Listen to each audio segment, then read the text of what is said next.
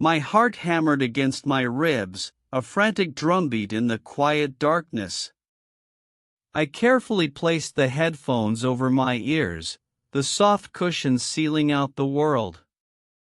On my phone screen, a single file was ready to play, its title a glowing promise: learn English while you sleep. I remember the desperate hope that filled me as I pressed play, a whispered voice beginning to list vocabulary words. I truly believed that by morning, a miracle would have happened, that the language would have seeped into my mind without any real effort from me. I was chasing a dream, a magic shortcut that millions of us have desperately wanted to be real. If you have ever felt that same longing, that same desire for an easy path to fluency, then you already know the first part of my story. But what happened next changed everything I thought I knew about learning. This idea, this fantasy of learning while you sleep, is incredibly alluring. It taps directly into our deepest wishes. Our lives are a constant whirlwind of responsibilities, demanding jobs, endless chores, family obligations, and social commitments. Finding a spare hour, or even 30 minutes, to sit down and properly study a new language can feel like an impossible task. So when we see an advertisement that whispers of effortless learning, of gaining knowledge while we rest, it feels like discovering a secret key. It feels like we have finally found a way to cheat the system, to make progress without sacrificing the little free time we have. I wanted so badly for it to be true. I imagined myself waking up, my mind mysteriously filled with new phrases and perfect grammar, ready to converse with the world. It was a beautiful, seductive dream. But here is the critical question, the one that eventually shattered my illusion and set me on the right path. Does it actually work?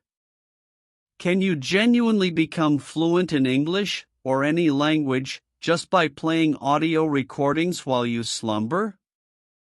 For many years, dedicated scientists have been fascinated by this very question. They have conducted extensive research, using advanced technology to monitor brain activity during the different stages of sleep. They have run controlled experiment after controlled experiment, testing whether complex information like a new language can be absorbed by a resting mind. The culmination of all this rigorous scientific inquiry has led to a simple, clear, and definitive conclusion. The answer is no. You cannot learn a completely new language like English while you are in a state of sleep. When I first understood this truth, it felt like a disappointment. It was sad to let go of that magical fantasy, to accept that there was no effortless secret waiting to be unlocked. But very quickly, that feeling of disappointment transformed into something else, something much more powerful: liberation. This was, in fact, wonderful news. It was good news because it freed me from chasing a phantom. It allowed me to stop wasting my time, energy, and hope on a method that was never going to deliver on its promise. I could stop looking for magic tricks and start building real skills. I realized that learning a language is not about finding a shortcut. It is about embarking on a meaningful journey. It is a rewarding process that demands your effort, your time, and your dedication. And let me tell you, the profound satisfaction that comes from this journey is infinitely better than any magic trick. The authentic pride of understanding your first full movie in English without subtitles, the exhilarating rush of having a fluid conversation with someone from across the globe, the confidence of expressing your deepest thoughts and ideas in a new tongue, these achievements provide a joy that passive, mythical sleep learning could never, ever offer. So, in this guide, we are going to walk the real path together.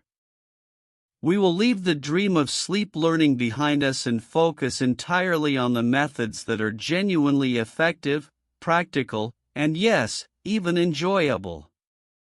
This is not a story about shortcuts. This is a story about constructing real, lasting abilities, one solid brick at a time.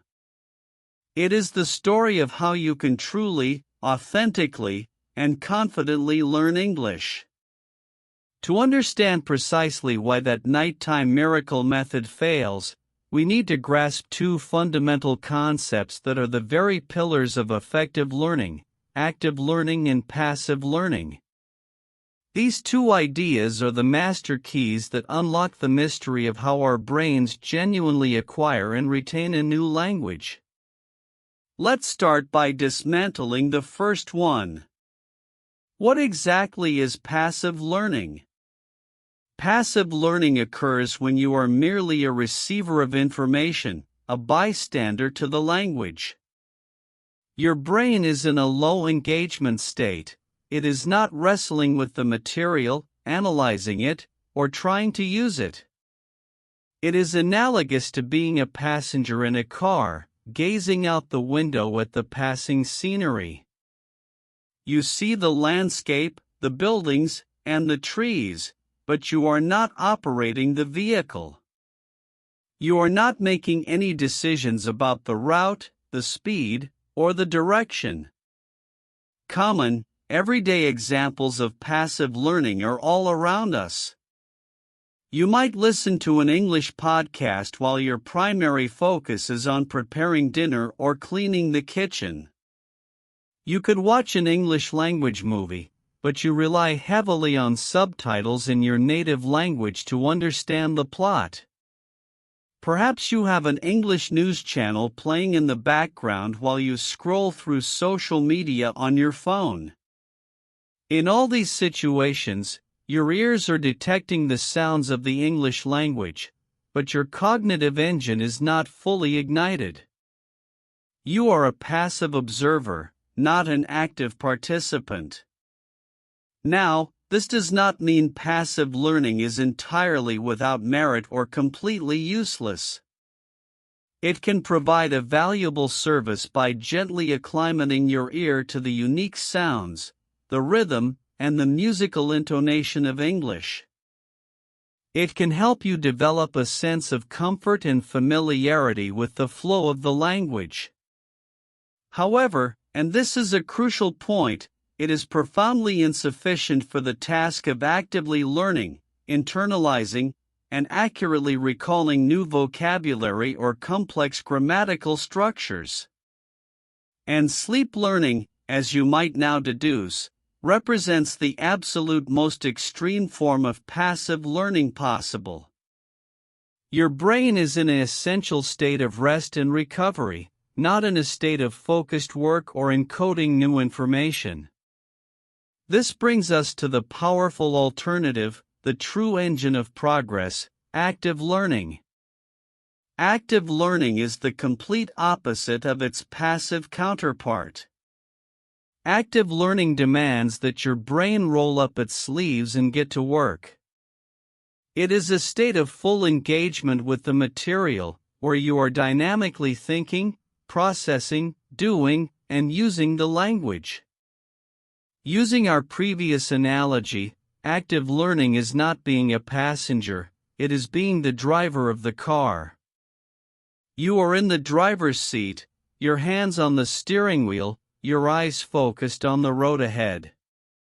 You are making constant decisions, you are reacting to your environment, and you are fully responsible for the journey. This active control is what creates real, lasting neural pathways. Let me give you concrete examples of what active learning looks like in practice. It is when you listen to that same English podcast, but now you pause it periodically to try and write down the core ideas or summarize what you just heard.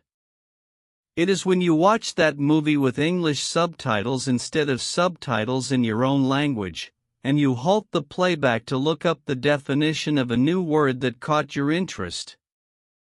It is when you courageously speak English with a language partner, even if your sentences are imperfect. It is the act of writing a short, personal paragraph in your English journal about your day, or diligently completing a grammar exercise or a vocabulary quiz. In every one of these scenarios, you are not just a receptacle for information. You are an interactive participant. You are forcing your brain to comprehend, to retrieve, to manipulate, and to produce the language itself. Why is this active engagement so utterly vital? Active learning is the true secret to making tangible, rapid progress in English. When you are actively involved in the process, you are sending a powerful signal to your brain. You are essentially telling your cognitive machinery, this information is important. Pay attention. You need to remember this. Your brain responds to this command by working diligently to forge robust, durable connections between neurons. These strengthened neural pathways are what we ultimately experience as memory, as knowledge that we can recall and use when we need it. It is the biological foundation of knowing something well. Think for a moment about the process of learning to ride a bicycle. Is it possible to learn this intricate physical skill just by passively watching videos of other people cycling? The answer is a resounding no. It is simply impossible. You absolutely must get on the bicycle yourself. You have to feel the imbalance, try to pedal, grip the handlebars, and inevitably, you will probably fall down a few times. But each of those attempts, each instance of practice, is an active lesson that your brain and your body learn from. You are learning actively, through doing, through failure, and through correction. Learning English operates on the very same principle. You cannot achieve fluency merely by being a passive listener, just as you cannot learn to ride a bike by only watching others. You must actively participate in the process. You must try to speak, even if your grammar is wobbly and your pronunciation is imperfect. You must try to write, even if your sentences feel simple and contain errors. You must try to understand spoken and written English, even when it feels challenging and your comprehension is incomplete. The remainder of this guide will concentrate intensely on these active learning methodologies. We will provide you with a wealth of straightforward, practical, and highly effective ways to engage with the English language every single day. It is critical to remember that the ultimate goal is not to discover the easiest way to learn. The goal is to uncover the most effective way to learn. And the most effective way, backed by overwhelming scientific evidence and the experiences of millions of successful learners, is always the active way. This shift in mindset, from passive receiver to active participant, is the most significant step you will take on your journey. It transforms you from a spectator into the driver of your own learning vehicle, and that is when the real journey toward fluency begins. The foundation of all language acquisition is built upon the skill of listening. It is the primary channel through which we first encounter and begin to decode a new language. However, as we have established, merely hearing English is not sufficient. We must graduate to practicing active listening. Active listening means you are dedicating your full attention and consciously striving to comprehend the message, the nuances, and the underlying intent. Let us delve into some powerful active listening techniques that you can begin implementing today, right now, to transform your comprehension skills. The first technique is focused listening. This is the direct antithesis of having English on in the background as ambient noise. For this method to be effective, you must intentionally create a distraction-free environment. Find a quiet place where you will not be interrupted. Put your phone away in another room, or at the very least, turn it face down and silence all notifications. Close any unnecessary tabs on your computer. Your sole mission for the next 10 to 15 minutes is to listen with unwavering focus. Begin by selecting a short audio clip. This could be a segment from a podcast designed for English learners, a brief news report, or even a single scene from a television series. The audio should be at your current level or just slightly beyond it, presenting a manageable challenge. Now, engage in a structured listening process. Initiate the first listening. Play the entire audio clip from start to finish without pausing. Do not pressure yourself to understand every single word. Your objective here is simply to grasp the general topic, the main idea, and the overall context. Who is speaking? What is the primary subject being discussed? What is the emotional tone or mood of the clip? Proceed to the second listening. Now, play the audio again. This time, you have permission to pause the playback. Your goal is to dig deeper for specific details. Listen for key facts, specific vocabulary, and transitional phrases. If you encounter an unfamiliar word that seems crucial to the meaning, write it down in a dedicated notebook. Conclude with the third listening.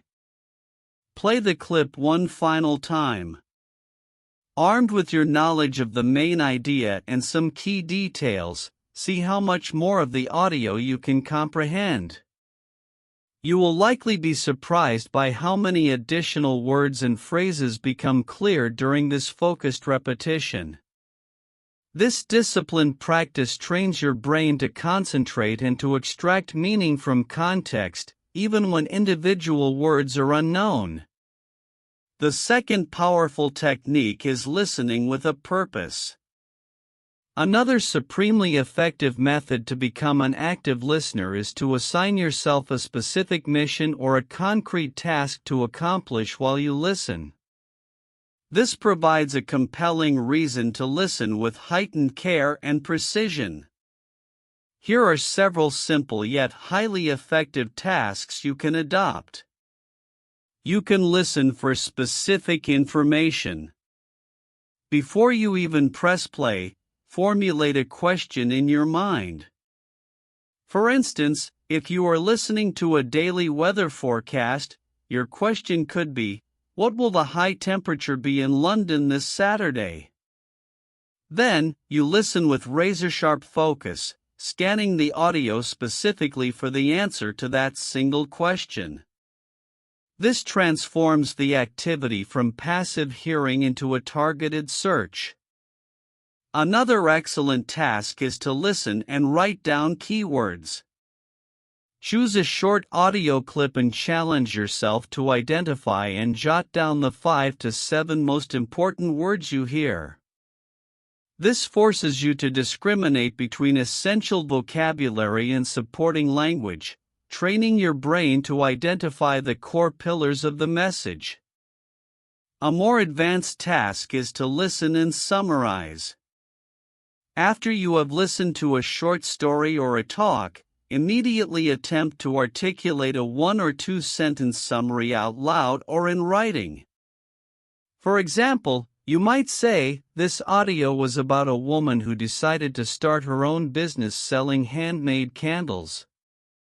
When you listen with a defined purpose, you are no longer a passive receiver of sound waves. You become an active hunter, a detective searching for specific clues and information within the spoken language.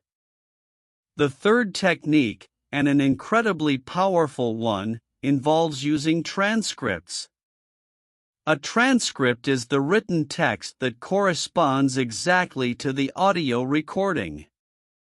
Many educational podcasts and videos designed for language learners provide these transcripts, and they are a goldmine for active learning.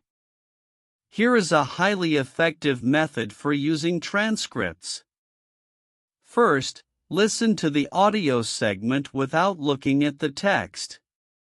Rely only on your ears and do your best to understand the content. Second, listen to the audio again, but this time, follow along with the transcript.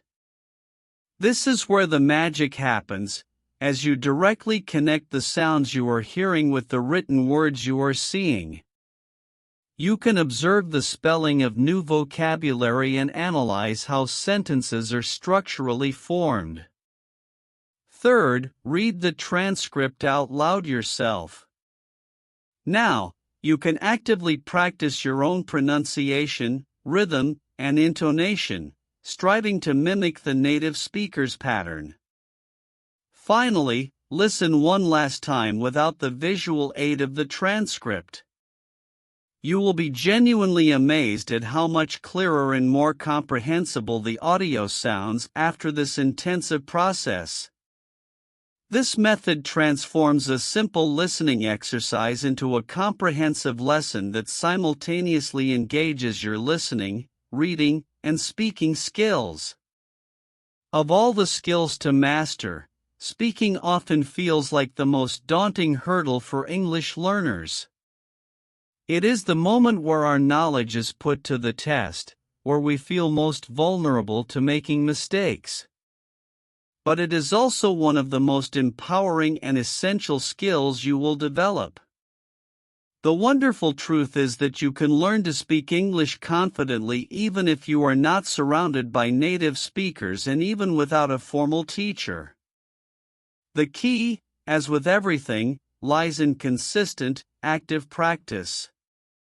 Let us explore some simple yet profoundly powerful ways to actively practice and build your speaking skills starting today. The first technique is harnessing the power of speaking aloud. The initial step toward becoming a more fluent speaker is to grow comfortable with the sound of your own voice speaking English.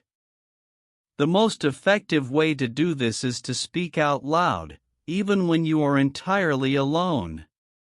One powerful method is to read out loud. During your reading practice, make a habit of not just reading silently in your head. Actively vocalize the text. This accomplishes two critical things simultaneously. First, it serves as essential physical practice for your pronunciation. Your mouth, tongue, and jaw are muscles that need to develop the muscle memory for the unfamiliar sounds of English. Second, the act of speaking and hearing the words reinforces your memory, helping you retain vocabulary and sentence structures more effectively because you are engaging multiple senses. Another excellent method within this technique is to repeat what you hear. When you are watching a movie or listening to a podcast and a short, clear sentence catches your ear, immediately pause the audio and repeat that sentence out loud. Strive to copy the speaker's pronunciation, their stress on certain syllables, and the musical rise and fall of their intonation as precisely as you can. This is a deceptively simple but incredibly effective exercise for making your accent sound more natural and for building the rhythm of the language within you. It moves you from being a silent observer to an active participant in the language. The second technique, which is so valuable it deserves emphasis, is to narrate your life. We may have touched on this before, but its power cannot be overstated. Narrating your life means verbally describing your actions, observations, and thoughts in real time, out loud in English. This is active speaking practice in its purest form.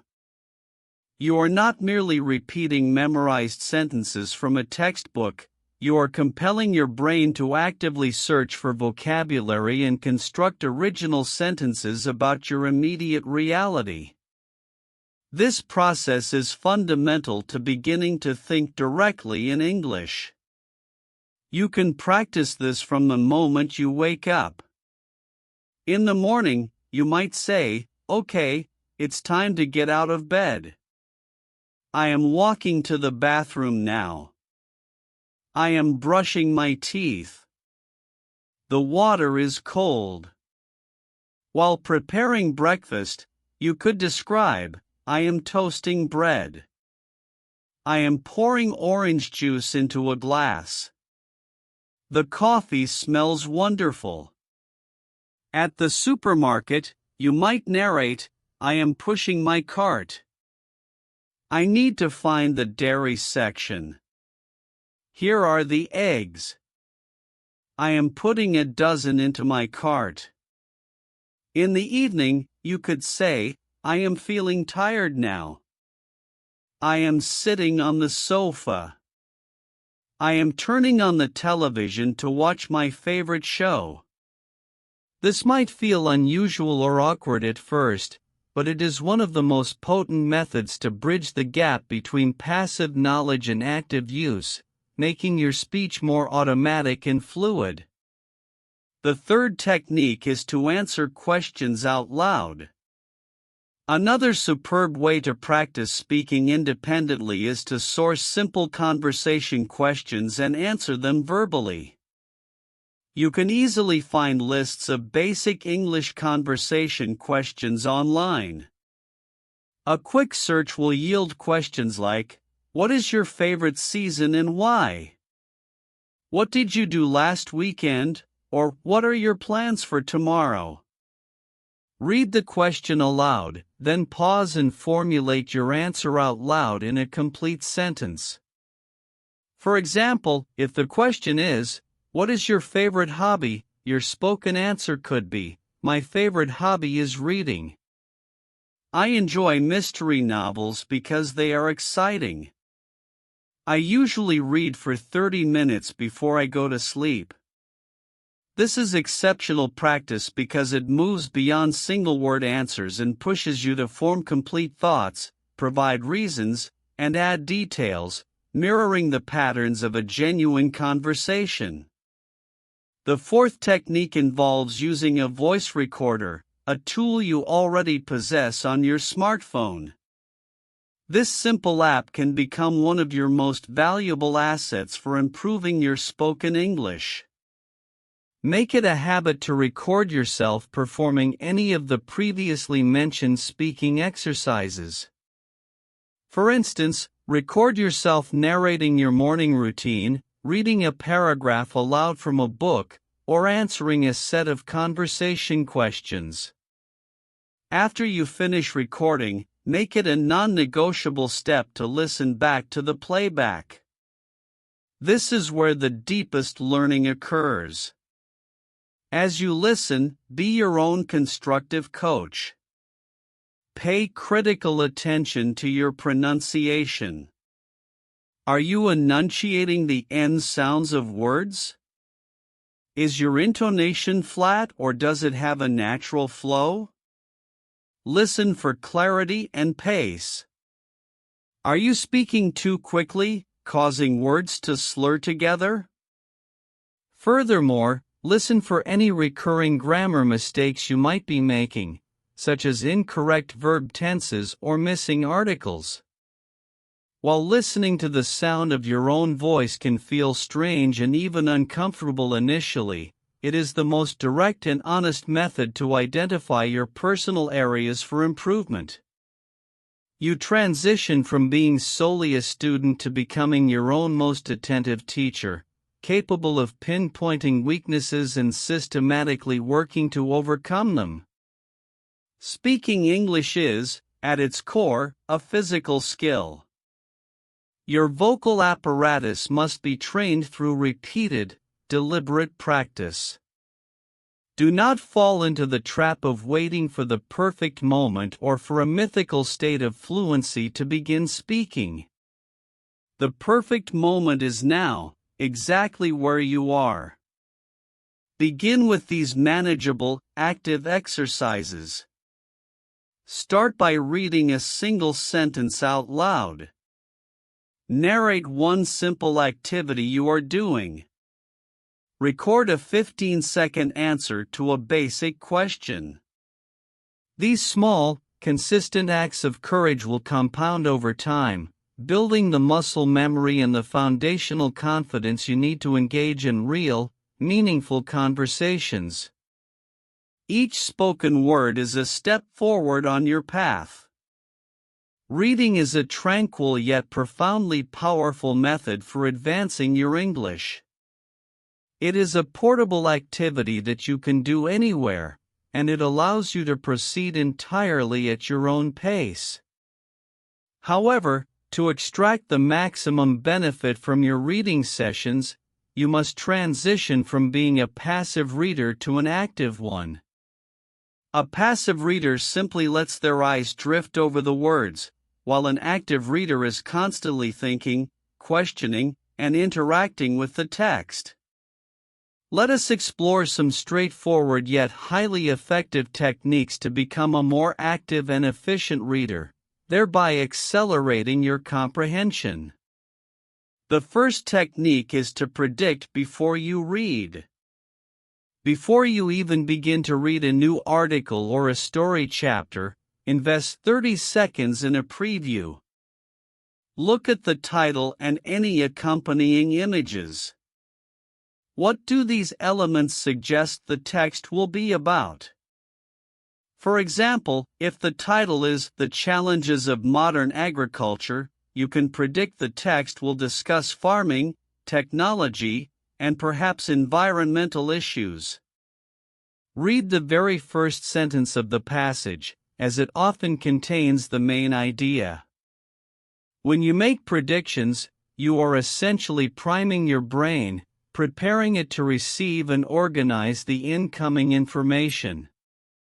This simple, proactive step significantly enhances your ability to understand and retain what you are about to read. The second technique is to interact with the text while you read. Do not be a passive consumer of words, become an engaged participant. If you are reading your own book or a printed article, use a pen or a highlighter. Mark important elements such as new vocabulary words that are essential to the meaning, interesting phrases or expressions you would like to remember, and the key sentence that conveys the main idea of each paragraph. Furthermore, write brief notes in the margins. You can jot down a question that arises in your mind, a one-word summary of a paragraph's point, or a connection you make to your own knowledge. For instance, next to a complex paragraph, you might write, "This explains the cause of the problem." This physical interaction with the text forces you to process the information more deeply and check your understanding as you progress. This marks the conclusion of this part of our guide, but it is far from the end of the journey.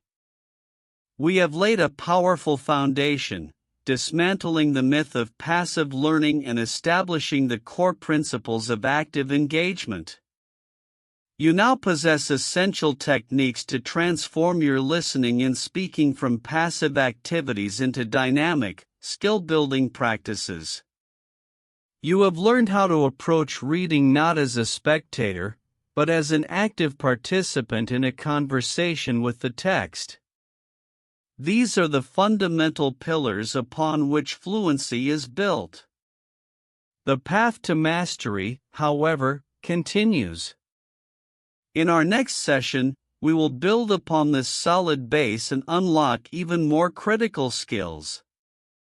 We will delve into the art of active writing, exploring how to solidify your knowledge by expressing your own thoughts on the page. We will also uncover powerful, science-backed methods to expand your vocabulary and ensure that new words move from your short-term memory into your permanent, active lexicon. The strategies you have learned here are just the beginning. Prepare to continue this transformative journey, because the most effective ways to make your English learning truly unstoppable are just ahead. Have you ever encountered an online ad? One that guarantees an incredible outcome. Perhaps it says, "Master English quickly. Simply listen as you slumber." It appears to be a perfect fantasy. Picture yourself going to sleep, putting on headphones, and then awakening with fresh English vocabulary in your mind. It sounds almost unbelievable. This concept is frequently referred to as sleep learning. The theory suggests that your mind can absorb information while you are asleep, allowing you to acquire knowledge without any work. A lot of people are eager to think this is achievable. Our daily lives are hectic. We juggle careers, education, family, and household tasks. It can be a challenge to make time for studying a new language. Therefore, the notion of learning as we rest is extremely appealing. It seems like a miraculous solution. However, we must ask a crucial question. Is it actually effective? Can you genuinely achieve fluency in English only by hearing recordings at night? Researchers have investigated this question for decades. They have examined the brain's activity during sleep. They have conducted numerous tests, and the final conclusion is very straightforward. The answer is no. You cannot acquire a new language such as English while you are unconscious. This may be disheartening for some. It is disappointing to discover that the miraculous solution is not real. However, this is also positive information. It is positive because you can cease searching for magical answers. Now you can concentrate on the genuine techniques that actually work. Acquiring a language is not a magic act. It is a voyage. It is a progression. It demands work, time, and commitment. Yet, this voyage is also immensely satisfying. The sensation of comprehending an English language film or conversing with a new acquaintance from a different nation is a more rewarding feeling than any magic trick can provide. Therefore, in this book, we will discuss the authentic route to learning English. We will abandon the fantasy of sleep learning and focus on the real, efficient, and pleasant methods to learn. This is not a tale about shortcuts. This is a tale about developing genuine abilities, one step at a time. It is the story of how you can actually learn English. Chapter 2: The Genuine Key: Active Learning versus Passive Learning. To comprehend why sleep learning is ineffective, we must grasp two crucial concepts: active learning and passive learning. These two ideas are essential to understanding how our brains acquire a language. What is passive learning? Passive learning is when you receive information without actively engaging with it. Your brain is not exerting much effort. It is comparable to being a passenger in a car and observing the scenery. You see many things, but you are not controlling the vehicle.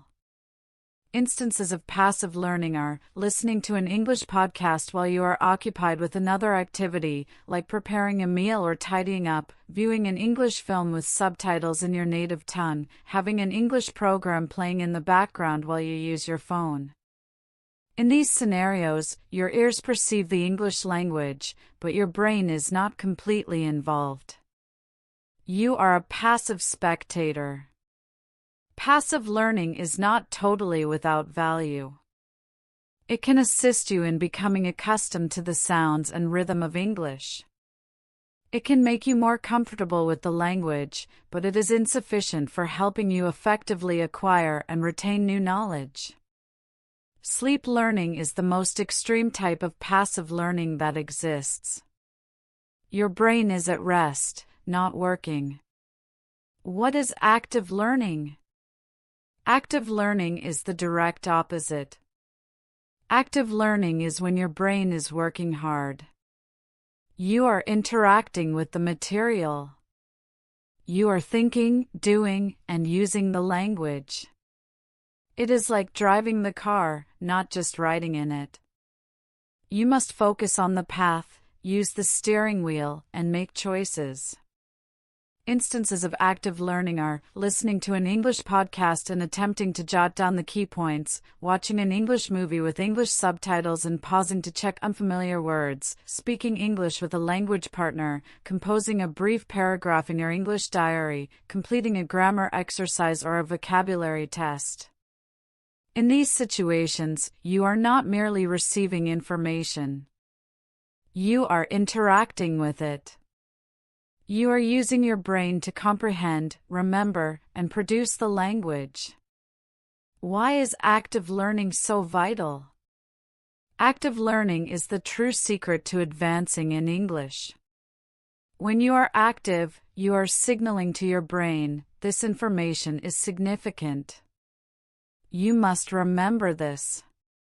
Your brain then works to establish strong neural links. These strong links are what we call memory. Consider learning to ride a bike. Can you learn to ride a bicycle just by viewing videos of others riding? No. It is not possible. You must get on the bicycle yourself. You must attempt to pedal. You will likely fall a few times. But with each attempt, with each practice session, your brain and body learn. You are learning actively. Learning English is similar. You cannot achieve fluency just by listening passively. You must take an active role in the process. You must attempt to speak, even if you make errors. You must attempt to write, even if your sentences are not flawless. You must attempt to understand, even when it is challenging. The remainder of this book will concentrate on active learning techniques. We will provide you with many straightforward and useful methods to interact with the English language daily. Keep in mind, the objective is not to find the simplest way to learn. The objective is to find the most productive way to learn. And the most productive way is always active. Chapter 3: Developing your listening skills actively. We understand that listening is the base of language acquisition. But merely hearing English is not sufficient. We need to practice active listening. Active listening means you are giving your full attention and attempting to comprehend the message. Let's examine some active listening methods you can begin using now. Technique 1: Focused listening.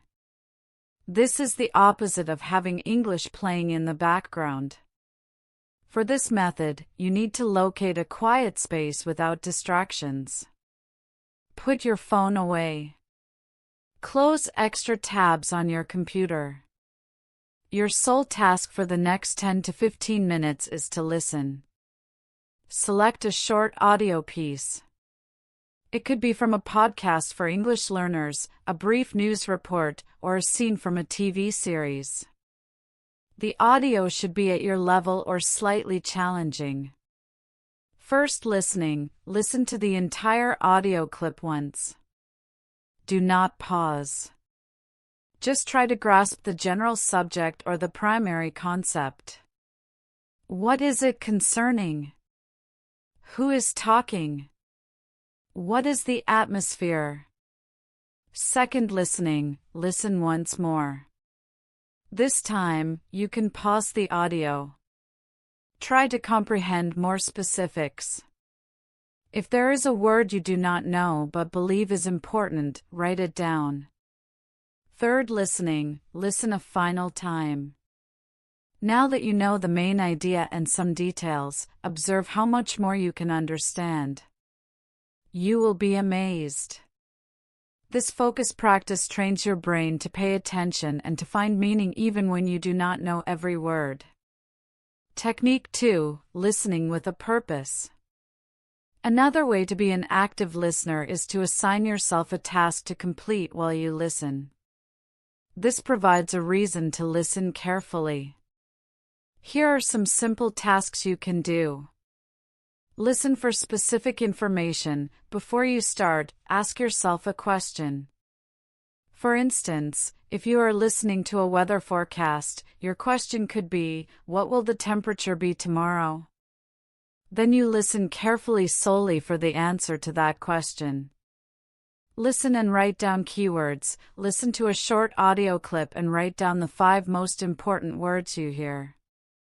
This compels you to identify the key vocabulary. Listen and summarize. After listening to a story or a short talk, try to say or write a 1-sentence summary. For example, this audio was about a woman who started her own business. When you listen with a purpose, you are not just a passive receiver of sound. You are an active hunter for information.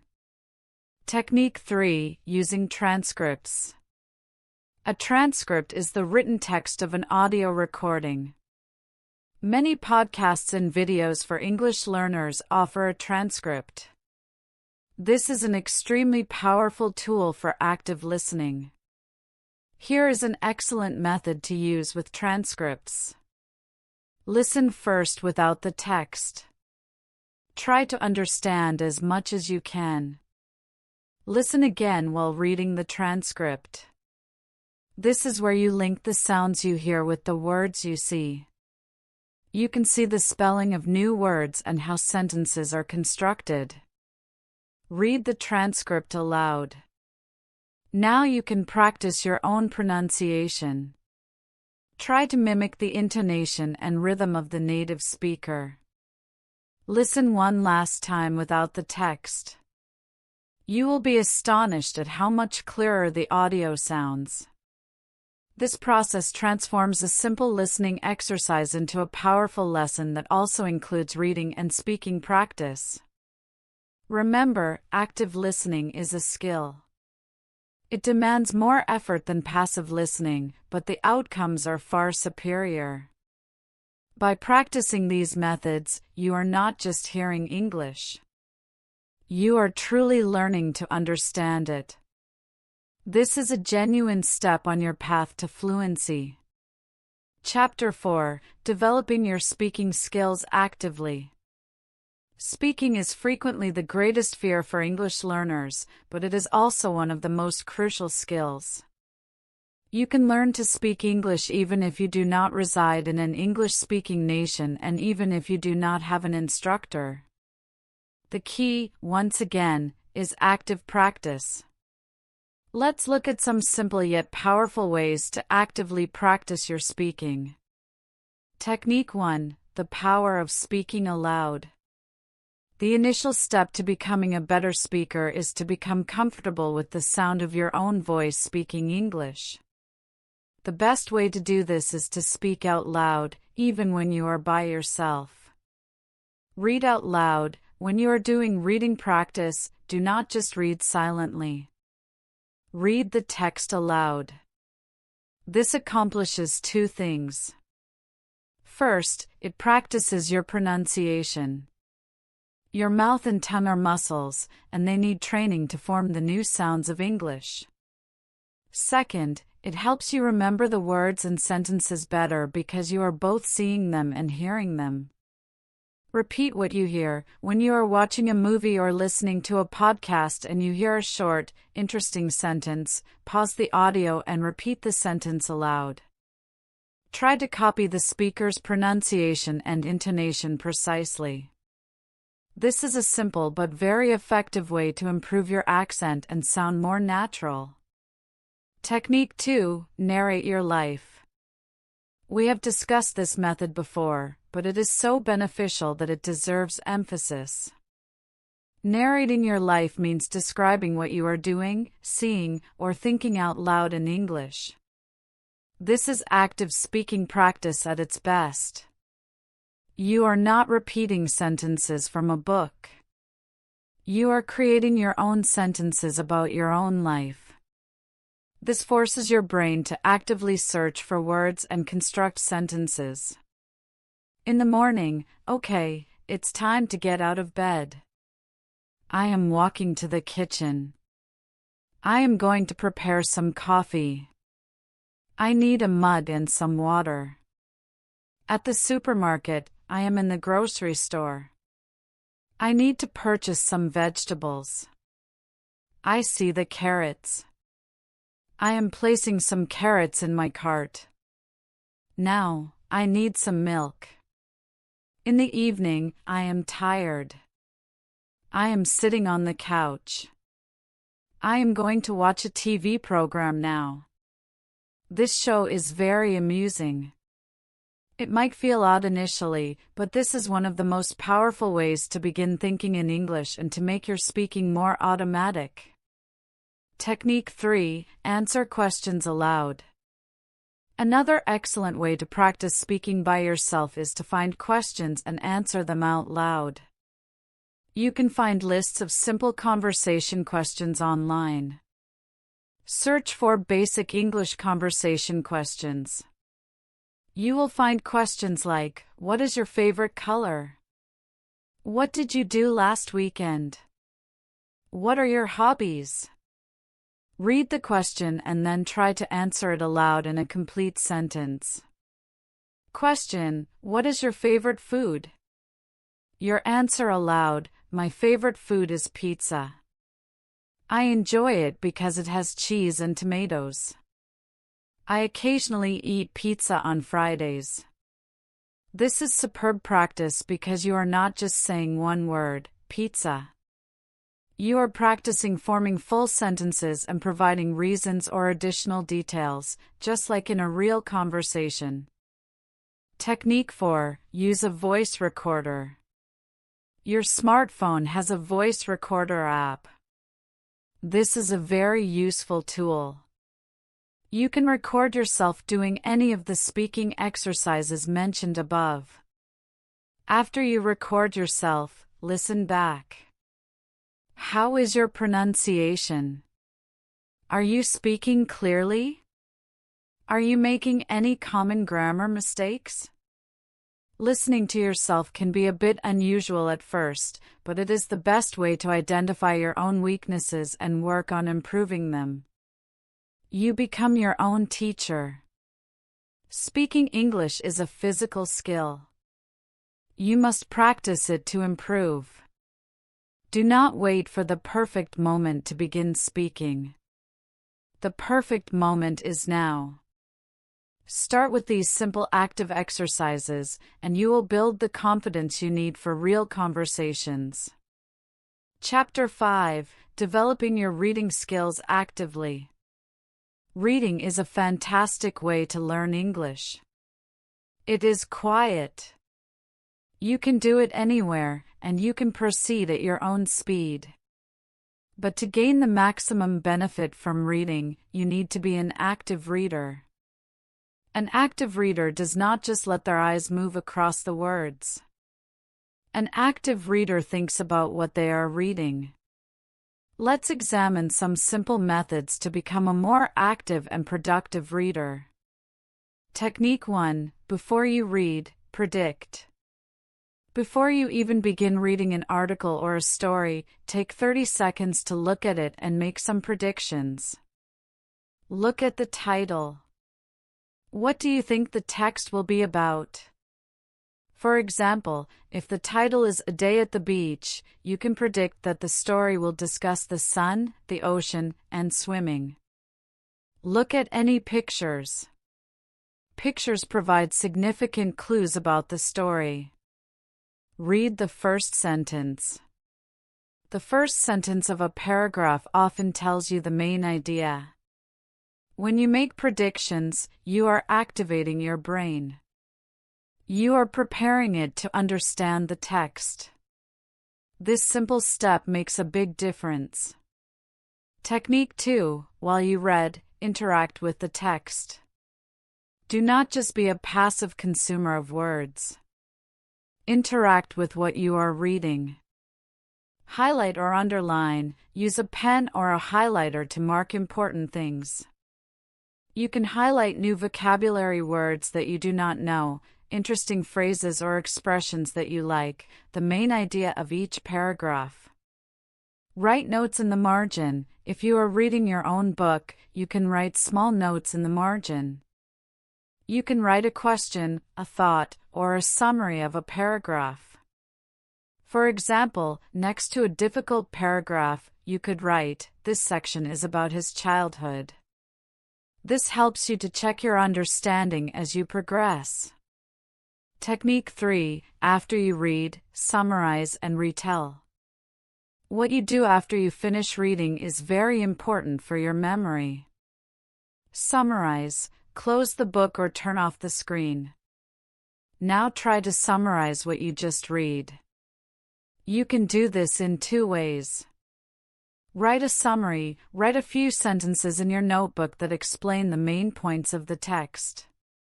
Say a summary. Speak the summary aloud. You can pretend you are telling a friend about the story you just read. For example, I just read a story about a woman named Anna. On Saturday, she visited her grandmother. On Sunday, she studied for an exam. Retell the story. This is a more advanced version of summarizing. Try to retell the whole story in your own words. Do not worry about using the exact same words as the text. The goal is to use the ideas and the vocabulary you remember to create your own version of the story. This is fantastic practice for both your memory and your speaking skills. Technique 4. The just read method. Sometimes it is also important to simply read for pleasure. This is called extensive reading. For this method, you choose a book that is very easy for you.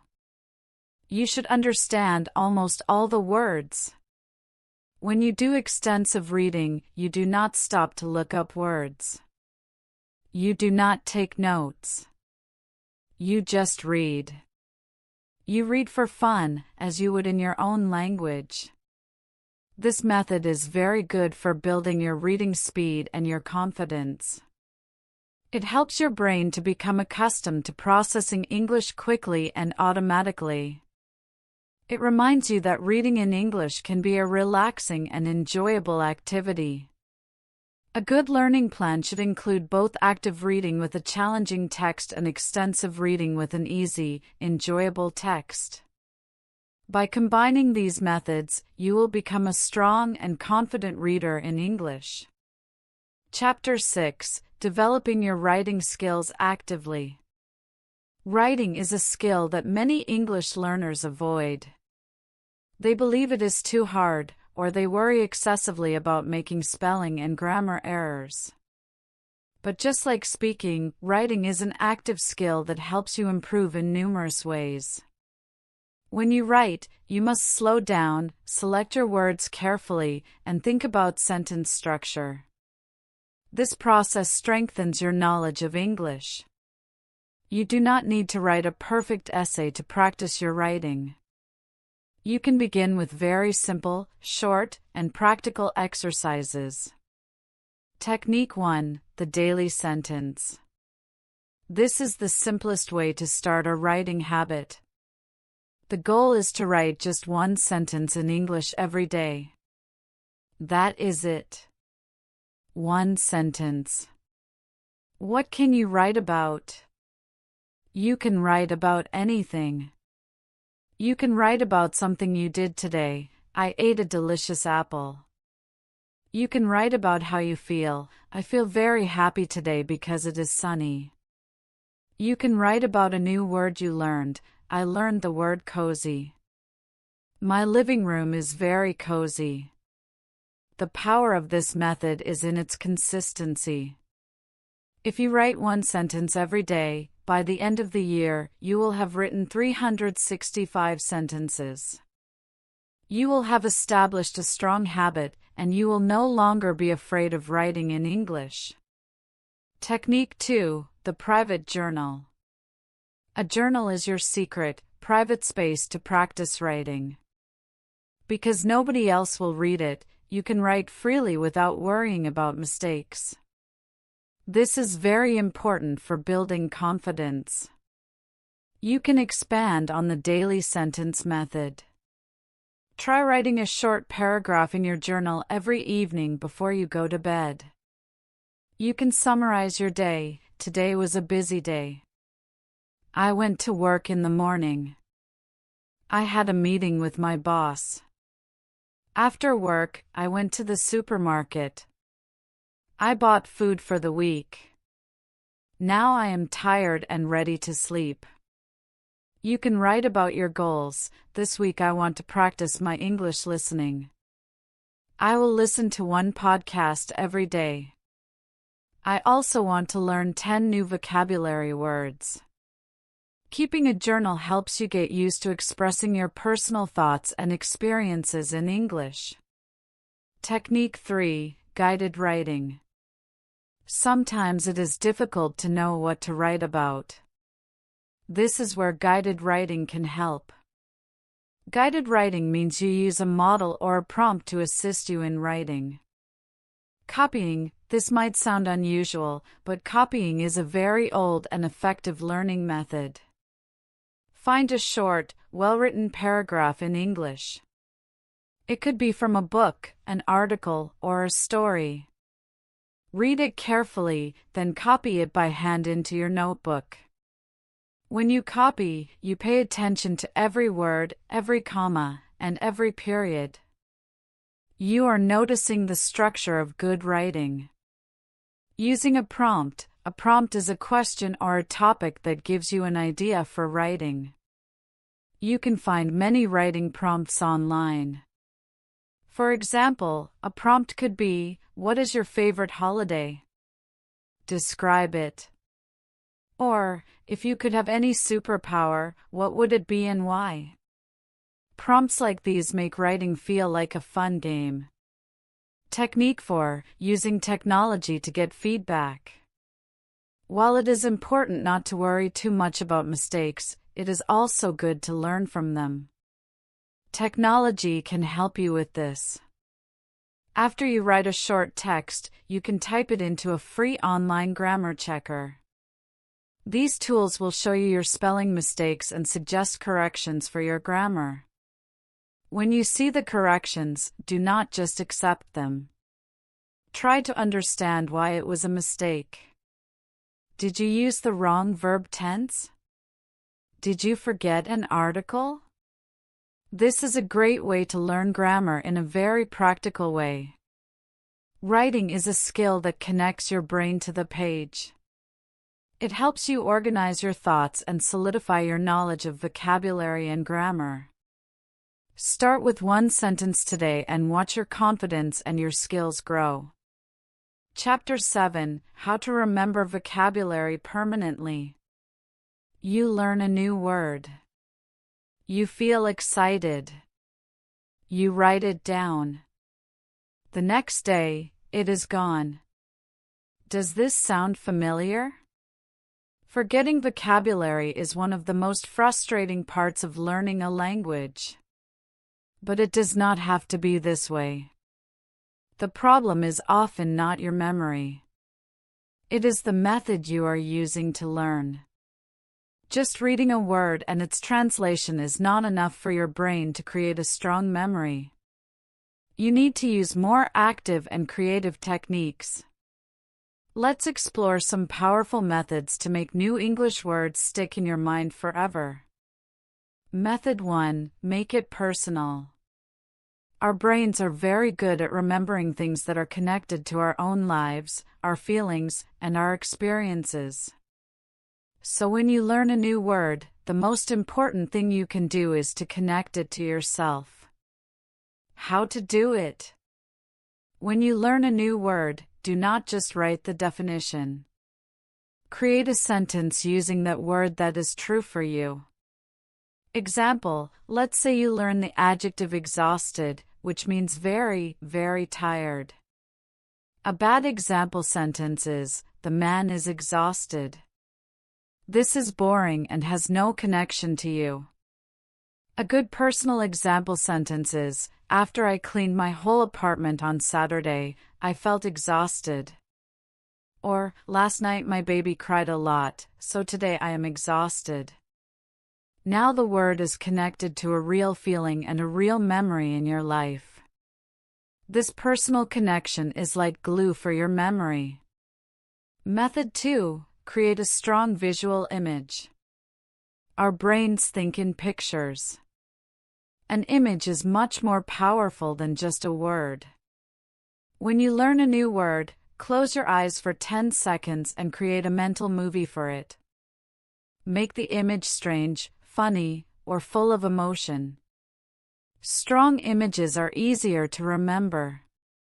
Example, let's say you learn the verb to shiver, which means to shake slightly because you are cold or scared. Your mental movie, imagine you are standing outside in the winter. You are wearing only a t-shirt. You can see your breath in the air. You feel the cold wind on your skin, and your whole body starts to shake uncontrollably. That feeling, that action, is shivering. When you create this strong sensory image, your brain has a picture to connect to the word. Method 3. Learn word friends, collocations. In English, some words are almost always found together. These word partnerships are called collocations. Learning words together with their friends makes you sound much more natural, and it is easier for your brain to remember them as a single chunk. Many learners translate directly from their native language.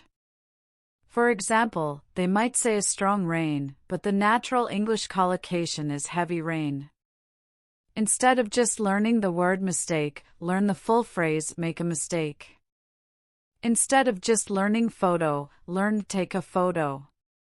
Instead of just learning attention, learn pay attention. When you see a new word, ask yourself what other words are often used with it. You can search online for your new word plus collocation to find its friends. Method 4. Use spaced repetition. Learning a word once is not enough. To move a word from your short-term memory to your long-term memory, you need to review it multiple times with breaks in between. This is called spaced repetition. The schedule, a good review schedule is: Review 1 10 minutes after you first learn the word. Review 2 1 day later. Review 3 3 days later. Review 4 1 week later. Review 5 1 month later. This system feels like magic, but it is based on science. It tells your brain that this information is important and should be saved. You can use flashcard apps like Anki that use this system automatically, or you can do it yourself with a notebook. Method 5. Use the word actively. The final and most important step is to use the new word. You have to take it out of your notebook and use it in a real way. The 24-hour challenge. When you learn a new word, give yourself a challenge. You must try to use that word in the next 24 hours. You can use it when you are speaking to yourself. You can use it in your daily journal. You can use it in a comment you write on YouTube. The act of retrieving the word from your memory and using it to communicate is the final step that locks it into your brain. By using these active methods, you can stop the frustrating cycle of learning and forgetting. You can start building a rich and permanent English vocabulary. Chapter 8: The Significance of a Routine. We have talked about many different methods for practicing English, but how do you ensure you actually do them? The answer is simple but very powerful. You need a routine. A routine is a plan that you follow every day or every week. It is a habit. When you have a routine, you do not need to use your motivation or willpower every day. Motivation is a feeling, and feelings can change. Some days you feel motivated, some days you do not. But a routine is an action. It is something you do even when you do not feel like it. Building a good learning routine is perhaps the most important step to becoming a successful language learner. 1. Why routines are powerful. They save mental energy. When you have a routine, you do not have to make a decision every day about what to study or when to study. The decision is already made. This saves your mental energy for the most important thing, learning. They build momentum. When you do something every day, even for a short time, you build momentum. It is like pushing a big ball. At first, it is hard to get it moving, but once it is rolling, it is much easier to keep it going. A daily learning habit builds momentum and makes it easier to continue. They create results. Small, consistent actions lead to big results over time. Studying for 15 minutes every day is almost 2 hours of study per week. That is over 100 hours of study in a year. These small daily efforts add up to amazing progress. 2. How to create your routine. Creating a routine is a personal process. You need to find what works for you, your life, and your schedule. Step 1. Find your time. Look at your daily schedule. When do you have a small amount of free time? It could be 15 minutes in the morning, 20 minutes during your lunch break, or 30 minutes in the evening. Find a time that is usually free and quiet. This will be your English time. Step 2. Start small. This is very important. Do not try to create a routine that is too ambitious. Do not say, "I will study for 3 hours every day." This is very difficult to maintain. It is much better to start with a small, realistic goal like, "I will study for 15 minutes every day." You can always do more if you feel good, but the goal is the minimum you must do. Step 3. Use habit stacking. A great way to build a new habit is to connect it to an old habit that you already do every day. This is called habit stacking. Example: after I drink my morning coffee, I will do my English practice. Example: when I get on the bus to go to work, I will listen to an English podcast. Example: before I go to sleep, after I brush my teeth, I will write one sentence in my English journal. When you connect your new English habit to an existing habit, it is much easier to remember and to do automatically. 3. An example of a simple weekly routine. Here is an example of what a simple, balanced routine could look like.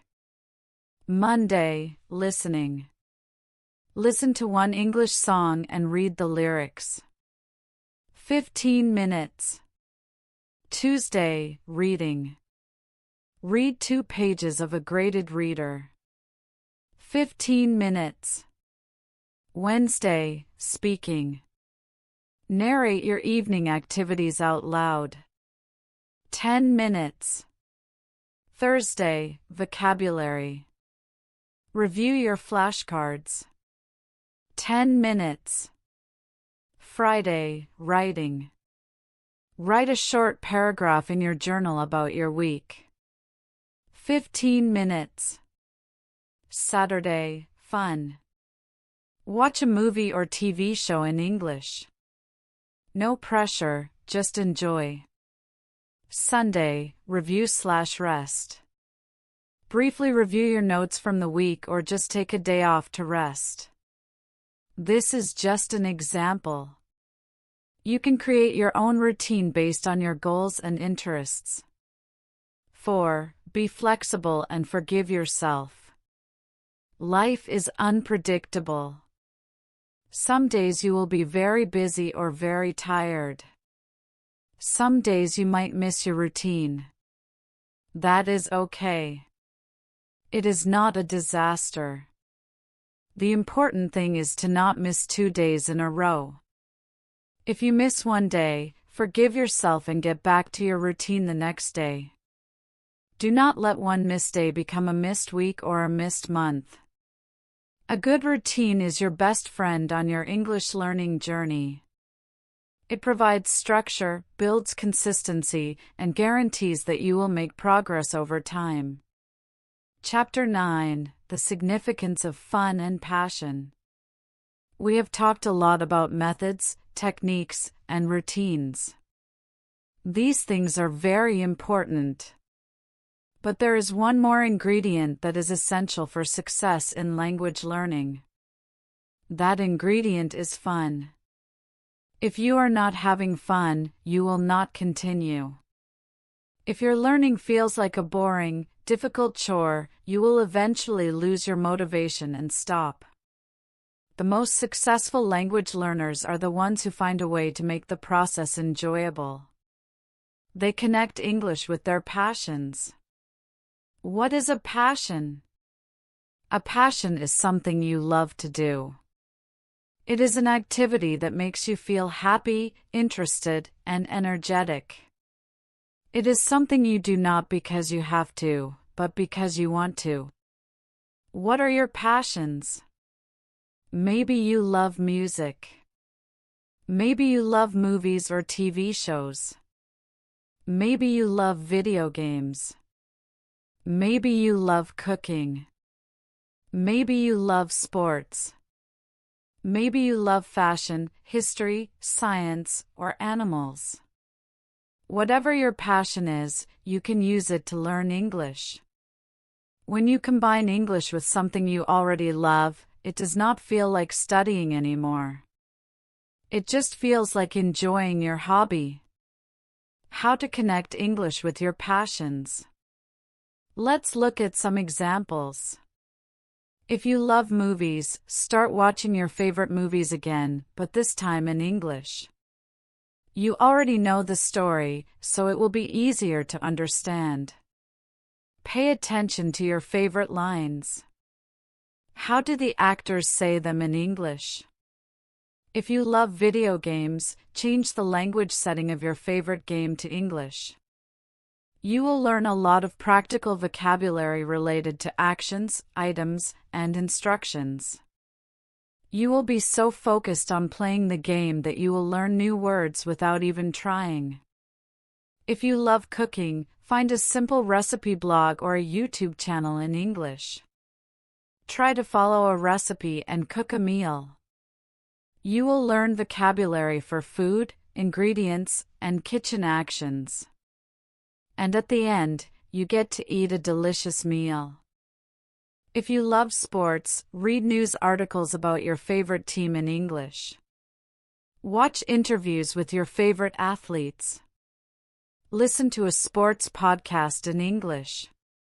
You will be so motivated to understand the information that you will learn very quickly. If you love music, we talked about this before, but it is so important. Find the lyrics to your favorite English songs. Read them, translate them, and sing them. This is one of the best ways to improve your pronunciation and learn natural phrases. Why does this work so well? When you are doing something you love, your brain is happy. It is relaxed and open to new information. You are not stressed or bored. You are engaged. This emotional connection makes learning much more effective. You are also learning English that is relevant to you. If you learn vocabulary about football because you love football, you will remember those words because you will see and hear them often. You will have opportunities to use them when you talk to other fans. So, take a moment to think about your passions. How can you bring more English into those activities? Your English learning journey should not be a series of boring tasks. It should be an adventure. It should be a way to explore your interests more deeply. When you find the fun in learning, you find the secret to long-term motivation and success. Make English your hobby, not just your subject. Chapter 10: Your Journey, Your Success. We have reached the end of our reading journey for today. We have talked about many things. We started with the dream of learning while you sleep, and we learned that the real path to success is through active, consistent, and enjoyable practice. Let's take a moment to review the most important ideas we have discussed. 1. There are no magic shortcuts. The first and most important lesson is that there are no magic tricks to learning a language. You cannot become fluent overnight. You cannot learn just by listening in your sleep. Real progress comes from real effort. When you accept this, you can stop wasting time looking for easy answers and start building real skills. 2. Active learning is key. The secret to effective learning is to be an active participant. You must engage your brain. You must listen with focus, speak with courage, read with curiosity, and write with purpose. Every time you actively use the language, you are building stronger connections in your brain. 3. Consistency is more important than intensity. It is much better to practice for 15 minutes every day than to practice for 3 hours once a week. Small, regular actions build strong habits and create amazing results over time. Your best friend on this journey is your daily routine. 4. Make it personal and fun. You will remember what is important to you. Connect English to your own life, your own feelings, and your own memories. And connect English to your passions. When you are having fun, your brain is open to learning, and you will never lose your motivation. 5. Be patient and kind to yourself. Learning a language is a long journey. There will be good days and bad days. Some days you will feel like a genius. Other days you will feel like you have forgotten everything. This is normal. Every single language learner in the world has this experience. Do not compare yourself to other people. Your journey is unique. The only person you should compare yourself to is the person you were yesterday. Be proud of your progress. No matter how small it seems, every new word you learn, every sentence you understand, every short conversation you have, these are all victories. Celebrate them. You have started a wonderful adventure. Learning English will open up new worlds for you. It will allow you to connect with new people, explore new cultures, and discover new ideas. You have already taken a huge step today by completing this long reading practice. This shows that you have the dedication and the focus to succeed. The journey ahead is long, but you have a map, you have the tools, you have the ability. Believe in yourself, trust the process, and enjoy every step of the way. Your success is waiting for you. Congratulations. You have just finished a very, very long reading practice. That is an incredible achievement, and you should be extremely proud of your focus and dedication. Today we have explored the real path to learning English, a path of active practice, consistency, and enjoyment. I hope you feel motivated and ready to continue your journey with these effective methods. Remember, the most important step is always the next one you take. So for your practice, I have a question. What is the number one real, active tip from this book that you are going to start using this week? Let us know in the comments below. We would love to hear about your plan. If you found this special guided reading lesson helpful, don't forget to subscribe for more content to improve your English skills. Keep practicing. Keep believing in yourself. And we'll see you in the next lesson. Goodbye.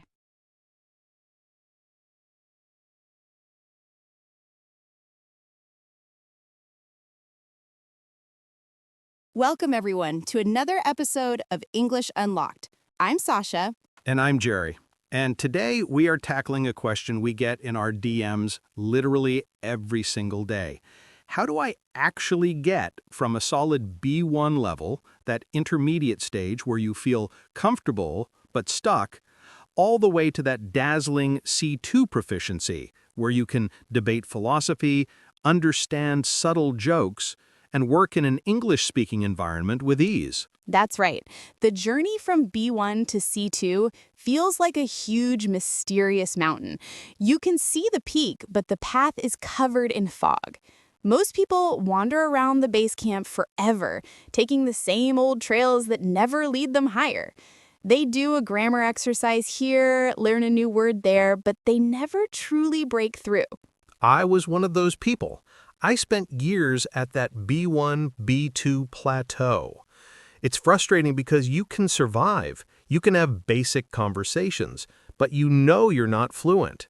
You miss the nuance. You struggle to express complex ideas, and listening to native speakers in a noisy room? Forget about it. It felt like I had hit a permanent ceiling. But then I discovered it's not about studying harder. It's about studying smarter. The method we're going to share with you today isn't a magic pill. It requires dedication, but it is a clear, actionable path. It's the exact blueprint Jerry and I used and the one we've taught to thousands of successful students. This is how you go from intermediate to advanced, from good to exceptional. So, if you're ready to leave the plateau behind and start your real ascent to fluency, you are in the right place. Stick with us. The single biggest mistake intermediate learners make is passive consumption. They watch a movie with subtitles, they listen to a podcast while cleaning, and they think that counts as practice. It doesn't. To force your brain to level up, you must shift from passive to active engagement. Every single activity you do must challenge you just beyond your current ability. This is the core principle. Your brain is a muscle, and comfort is its enemy. From today onward, you must declare war on your comfort zone. Our entire methodology rests on 3 pillars. The first is active, high-intensity listening. The second is purposeful, mindful speaking. And the third is the glue that holds it all together: systematic vocabulary expansion. Over the next episodes, we will dissect each of these pillars in detail, giving you the exact exercises and routines you need. But let's start with a shocking truth about listening. At the B1 level, you understand the main ideas in clear, standard speech. But the real world is not clear or standard. It's full of accents, slang, and mumbled words that all blend together. To bridge this gap, you must stop listening for the general idea and start listening for the specific, musical details of the language. You need to train your ear to hear the things it currently filters out. So, how do we implement Pillar 1, active, high-intensity listening? This is not about putting on background noise. This is a focused, almost aggressive form of listening. You will need a notebook, a pen, and your full attention for just 15 to 20 minutes a day. The key is using short, audio clips, 1 to 2 minutes long maximum. It could be a segment from a podcast, a news report, or a scene from a TV show. Here is your 4-step drill. Step 1, listen for the gist. Play the clip once without stopping. Just try to understand the main topic and the general mood. What is the speaker's attitude? Are they excited, skeptical, sad? This warms up your brain. Step 2 is the intensive listen. Now, play the clip sentence by sentence, phrase by phrase. After each phrase, pause and write down exactly what you heard. I mean exactly. This is where the magic happens. You will immediately discover the sounds and words your brain misses. Do you hear the A in I have a dream? Do you hear the T in important? Do you hear the contraction in what are you becoming wadaya? This step is brutally revealing. It forces you to confront your weaknesses. Step 3, analyze and decode. Now, look at your transcript. Compare it to the real one if you have it. Where were the gaps? Was it a vocabulary issue? Did you not know a word? Write it down. Or was it a pronunciation issue? Did the speaker link words together in a way you didn't recognize? For example, this is an often sounds like this is in.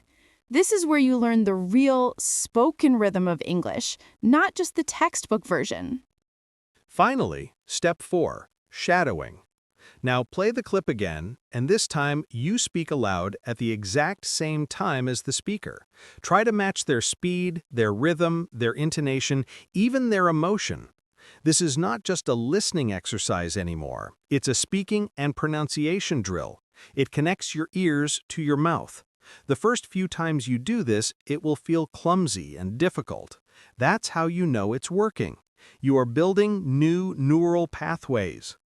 This 20-minute active listening session is infinitely more powerful than 2 hours of passive listening. It rewires your brain to process English at a higher resolution. You stop hearing a blur of sound and start hearing distinct, connected words. This is the non-negotiable foundation. You cannot have advanced speaking without advanced listening. Your ears must lead the way.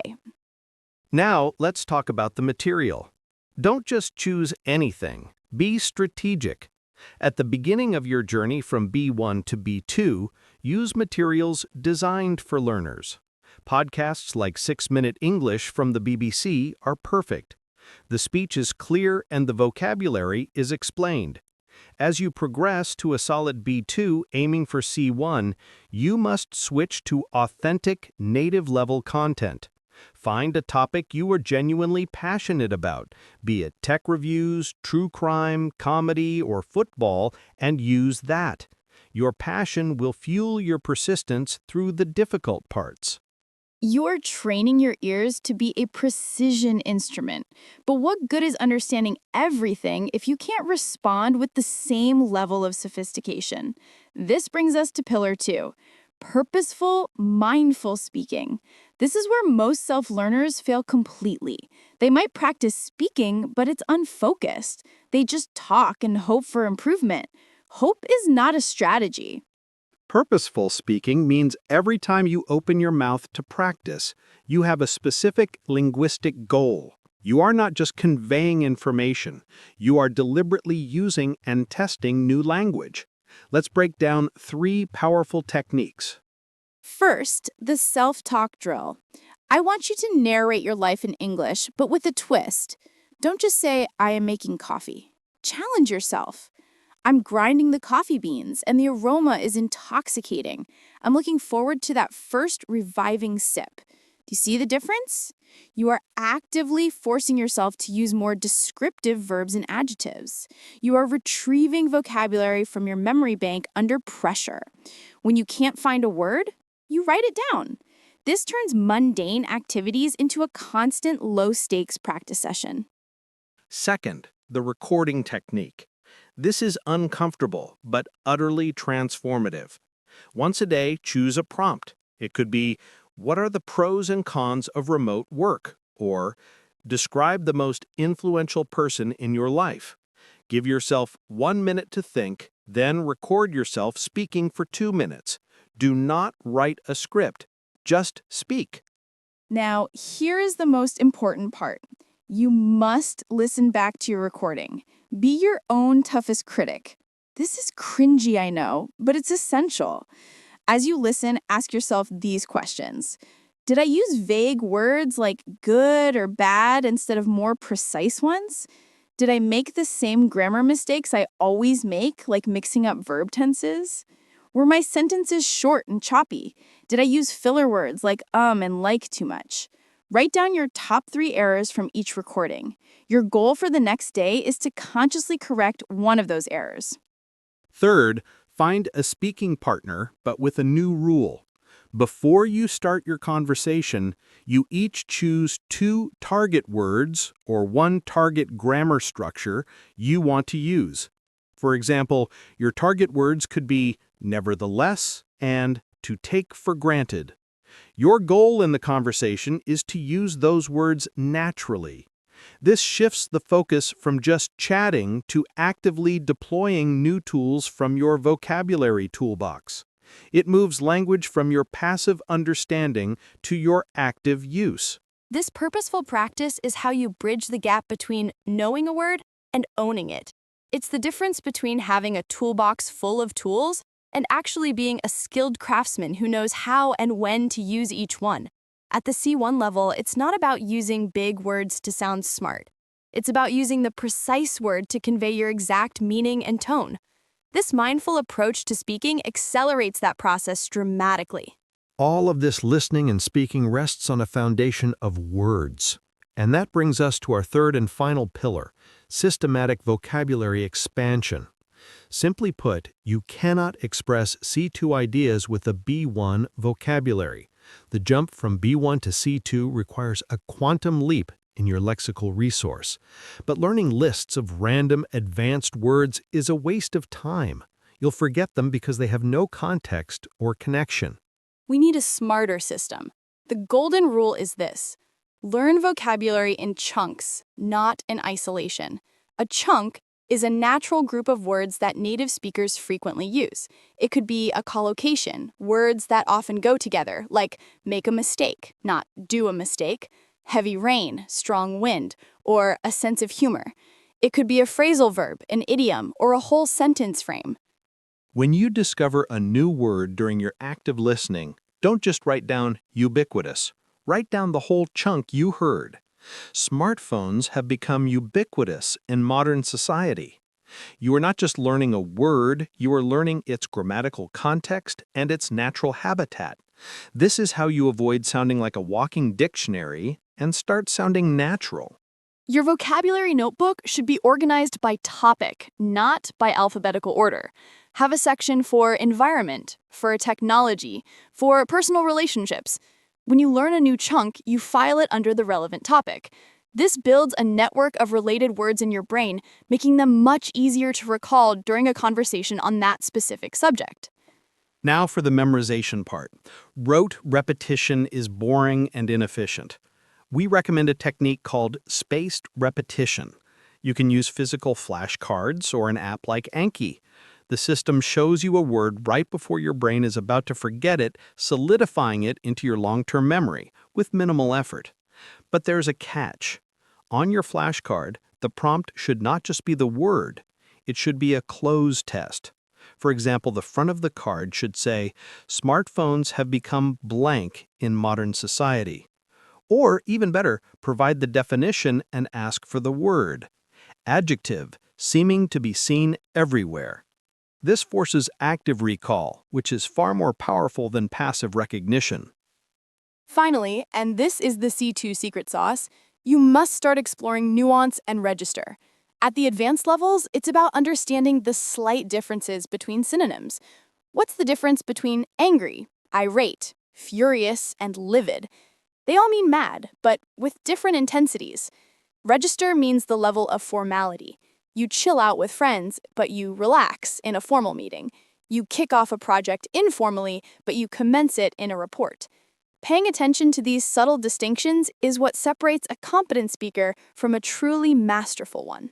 This systematic approach to vocabulary ensures that every new word you learn is useful, memorable, and ready to be deployed in your next purposeful speaking session. It turns your brain from a messy closet of words into a well-organized library. We've given you the 3 core pillars: active listening, purposeful speaking, and systematic vocabulary expansion. But knowledge is useless without action. The final critical element is weaving these pillars into a sustainable daily routine. Consistency is your most powerful weapon. Doing 20 minutes every day is infinitely better than a chaotic 3-hour session once a week. Let me paint a picture of what a powerful 45-minute daily practice session could look like. This is just the template. You can adapt it to your life. Minutes 0 to 20. Active listening drill. This is your non-negotiable warm-up. Take a 1-minute audio clip. Do the full 4-step process of just listening, intensive transcribing, analysis, and shadowing. This sharpens your ears and tunes your mouth to the music of English right at the start of your session. Minutes 20 to 35. Vocabulary review and expansion. Open your Spaced Repetition System app and review your do cards for the day. This should take about 10 minutes. Then, spend 5 minutes reviewing your vocabulary notebook, looking at the chunks you collected recently. Read them out loud. Feel the words in your mouth. Minutes 35 to 45. Purposeful speaking. This is your output. You can do one of 2 things. Option A, the recording technique. Take a prompt, think for 1 minute, and record a 2-minute monologue. Then, spend the remaining time analyzing it for errors. Option B, if you have a partner, have a focused 10-minute conversation where you both use your pre-selected target words. And that's it. A focused, intense, and incredibly effective 45 minutes. Notice there is no grammar exercise time. That's because you will learn grammar implicitly through your listening and speaking.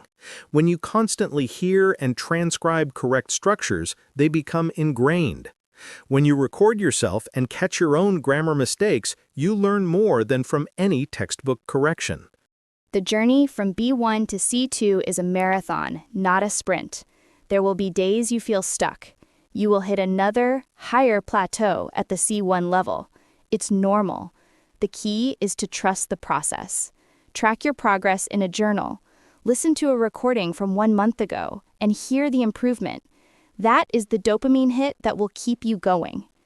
Remember, this is not just about passing an exam. It's about unlocking a new version of yourself. It's about the confidence to walk into any room in the world and connect with people. It's about understanding cultures through their language and expressing your own ideas with clarity and power. You are not just learning a language, you are expanding your world.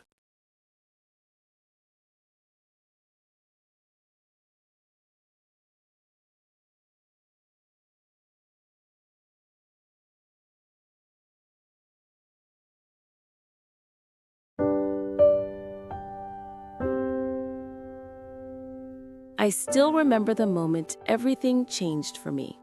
I was staring at my reflection, feeling exhausted before the day had even begun, trapped in a cycle of low energy and constant distraction. It was then I realized that the power to transform my life didn't lie in grand, overwhelming gestures, but in the small, consistent choices I made each day. If you have ever felt that you are merely surviving your days instead of truly living them, if you crave more energy, clarity, and peace, then you have found your guide. This is not just about English. It is about building a foundation for a life you love, and together we will construct it brick by brick. Welcome to a special episode designed for your growth and well-being. I am Sasha, and it brings me genuine joy to have you here with me today. Our focus is on a topic that is profoundly important and immensely practical for every aspect of your existence: cultivating healthy habits. Please do not let that term intimidate you. This is far from a rigid science lecture. We are going to explore real-world routines, tangible practices, and demonstrate how seemingly minor daily decisions can create a monumental positive impact on your physical health, your mental state, and your overall joy. Furthermore, as you immerse yourself in this conversation, you will naturally and effectively enhance your English comprehension skills. This session is carefully crafted for B1 level learners, so I will be speaking at a clear and manageable pace, utilizing practical and highly useful expressions that you can incorporate into your own conversations. Are you prepared to embark on this journey of positive change?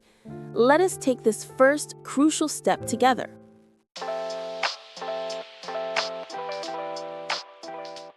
It all begins with how we choose to start our day.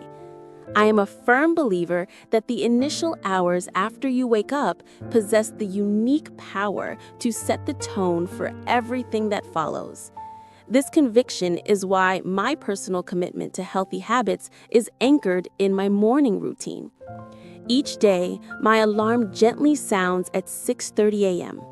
I have made a conscious rule for myself. I do not immediately reach for my phone. That digital world of messages, news, and emails can wait. Instead, I remain in bed for just a few moments, taking several deep, intentional breaths and stretching my arms and legs. This simple act helps my body and mind transition from sleep to wakefulness, fostering a sense of being present and relaxed from the very start. Next, I drink a full glass of room temperature water. It's a profoundly simple act, but I find it does more to awaken my system than even the richest coffee. Following this, I make it a point to go outside for a brief walk, lasting only 10 to 15 minutes. This is not an intense power walk or run, it's a gentle stroll, where I consciously look at the sky, breathe in the fresh air, and sometimes listen to calming instrumental music or an inspiring podcast. When I return home, I nourish my body with a light breakfast, typically a bowl of oatmeal topped with fresh berries or a homemade fruit smoothie. I make a concerted effort to avoid foods with excessive sugar in the morning, as I have discovered they lead to a sharp decline in my energy levels a few hours later. Cultivating a healthy life, however, extends far beyond the physical body. It is equally about nurturing the landscape of your mind. One of the most transformative habits I have integrated into my daily routine is the practice of taking 10 minutes of complete silence. Some individuals refer to this as meditation, but I want to demystify it for you. You do not need to assume a specific posture or force your eyes closed. For me, it simply involves consciously turning off all digital distractions, sitting comfortably, and focusing on my slow, steady breathing. I dedicate this time to myself before I officially begin my workday. This small investment pays enormous dividends, helping me feel significantly more focused and emotionally calm throughout the day. I find that I can make clearer decisions and I approach challenges with greater patience, both with situations and with people. I genuinely consider this one of the most powerful and impactful habits I have ever adopted. Another daily ritual that profoundly supports my mental well-being is the habit of reading. I commit to reading for 15 to 20 minutes each day, typically during the evening as a way to unwind. Crucially, I do not do this on my phone, where notifications and blue light can interfere. I prefer the tactile experience of a physical book or a dedicated e-reader. My reading material varies from engaging stories and personal development books to simpler novels in other languages, which also aids my own learning journey. This habit serves a dual purpose. It allows my mind to relax and decompress from the day's activities, while simultaneously and effortlessly enriching my vocabulary and comprehension. This practice is a gentle yet powerful way to feed your intellect and find a moment of peace in a busy world. Now, let us turn our attention to a subject that is often surrounded by confusion and extreme approaches: nourishing our bodies with food. Healthy eating stands as one of the most vital habits for our well-being, yet it is also one of the most commonly misunderstood. Many people operate under the assumption that eating healthy requires adhering to a rigid, complicated diet, or meticulously counting every single calorie that passes their lips. But from my own experience, I have learned that healthy eating is fundamentally about achieving a sustainable balance and practicing consistency over the long term. My approach is to focus on consuming mostly whole foods. This includes a colorful variety of fruits and vegetables, wholesome grains, and lean proteins such as eggs, beans, and chicken. I do not subscribe to any one specific dietary label or trend. Instead, I make a conscious effort to listen to the signals my body sends me. When I feel genuine hunger, I provide it with nutritious fuel. When I sense that I am comfortably full, I stop eating. This practice of mindful consumption has been a game changer. Another cornerstone of my routine is drinking plenty of water throughout the entire day. I keep a water bottle with me as a constant companion, at my desk at home, in my office, and even when I am traveling. Maintaining proper hydration is a simple yet profoundly effective strategy that helps me feel more mentally alert and physically less fatigued. Of course, I am also a firm believer in balance and enjoyment. I still allow myself to enjoy a treat occasionally, like a small piece of dark chocolate or a slice of cake during a celebration. This is completely acceptable and, I would argue, necessary for a healthy relationship with food. The ultimate goal of cultivating healthy habits is not an unattainable state of perfection. It is about consistent progress. I never criticize myself for enjoying something less nutritious.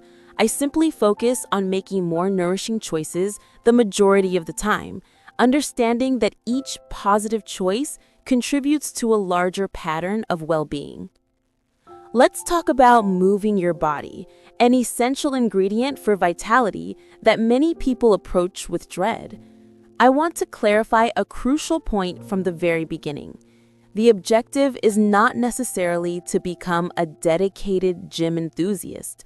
The true importance lies not in the method of your movement, but in the simple fact that you do move consistently.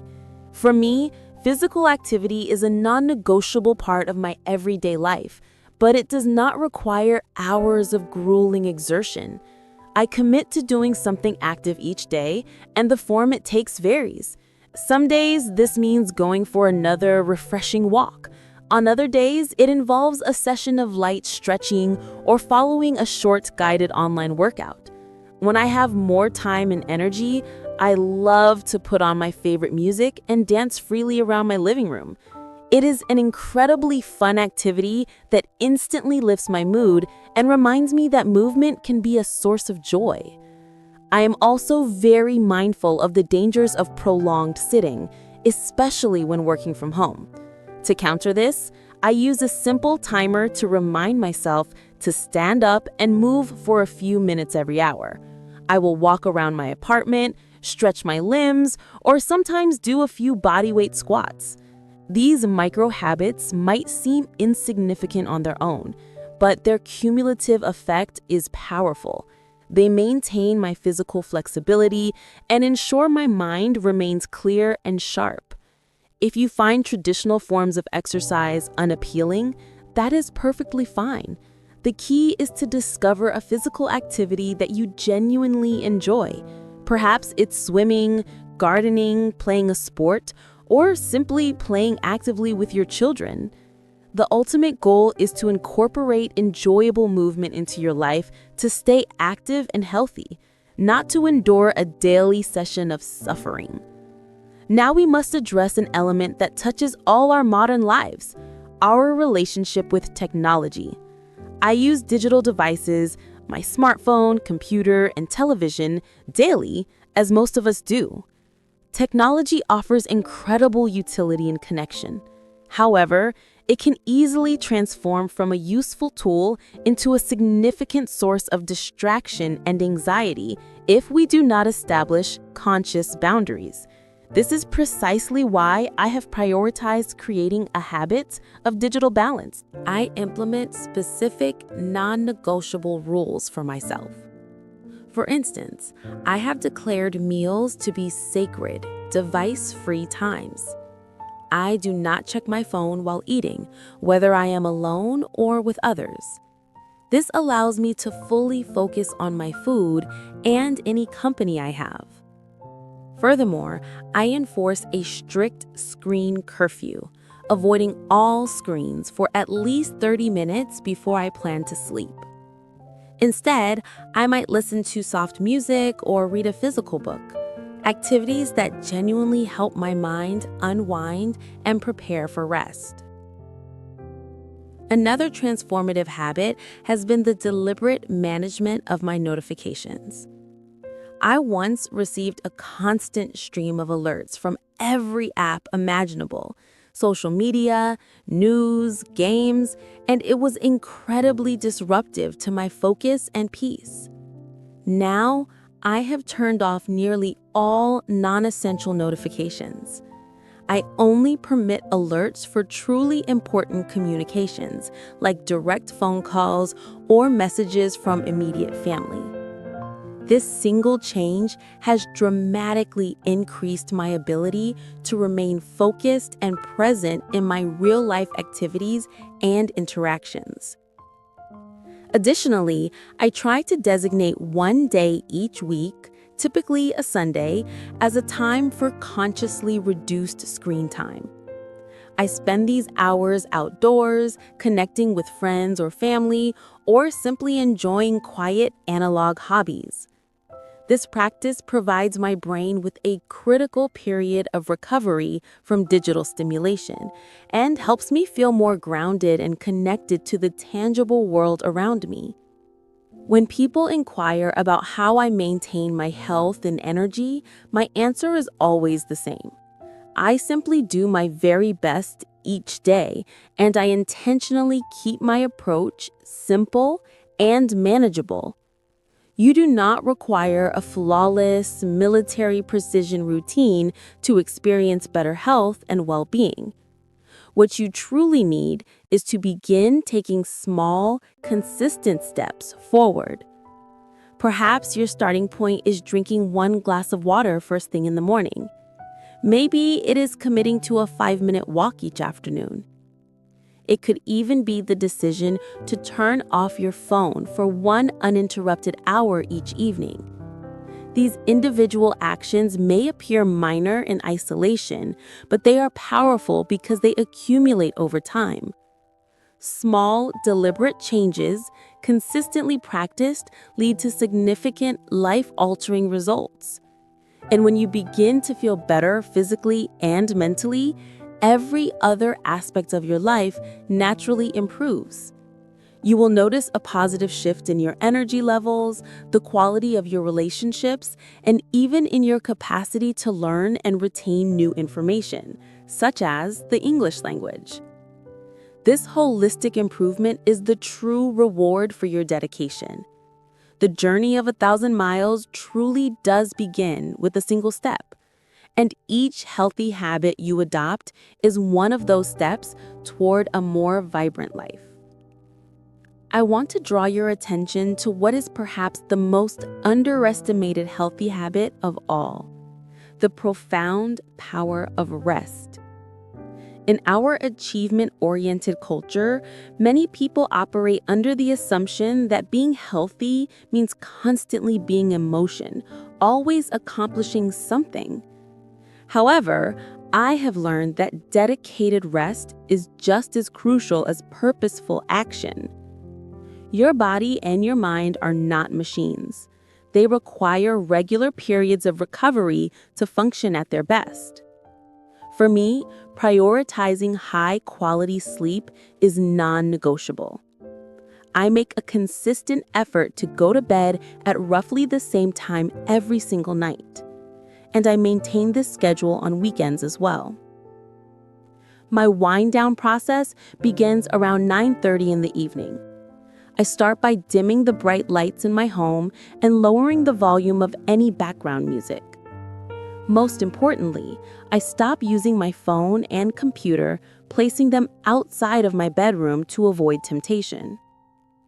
Before I sleep, I follow a calming personal routine. I wash my face, brush my teeth, and occasionally write a few brief notes in a small notebook. This is not an extensive journaling session.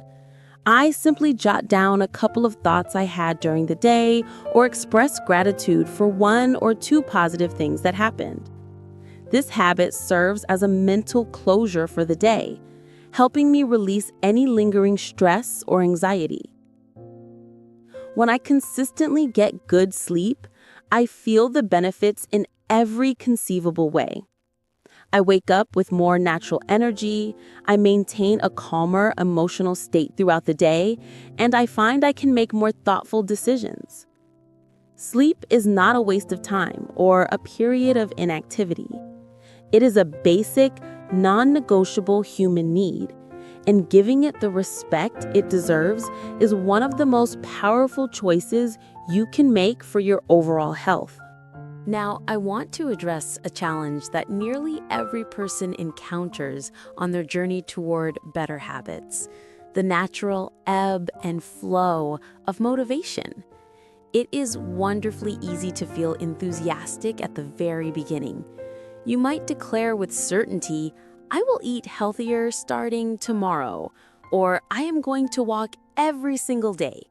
However, after a few days or weeks, that initial excitement inevitably diminishes. Life becomes busy, other priorities emerge, and you might forget the goals you set with such passion. I have experienced this cycle countless times myself. This is precisely why I no longer depend on the fleeting feeling of motivation to carry me forward. Instead, I build reliable systems and cultivate automatic habits. For example, I never ask myself in the morning, "Do I feel like going for a walk today?" I simply go. The walk is an established part of my daily routine, as automatic as brushing my teeth. I make the habit easy to execute by preparing the night before.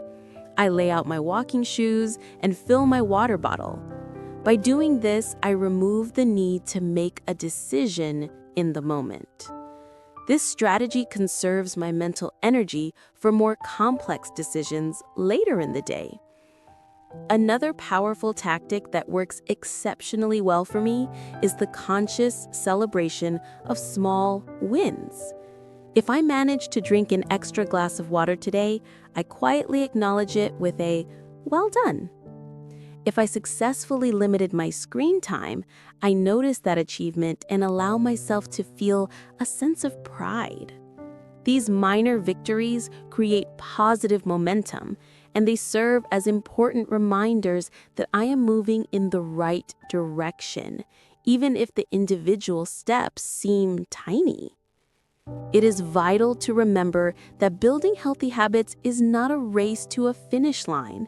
You do not need to execute everything perfectly. You only need to remain committed and keep showing up for yourself day after day. My perspective on health has undergone a profound transformation over the years. In my younger days, I mistakenly believed that being healthy was primarily about physical appearance or adhering to strict exercise regimens. Now I understand something much deeper and more meaningful. For me, true health manifests as waking up each morning with genuine energy in my body. It means feeling strong and resilient enough to fully engage with and enjoy life's experiences.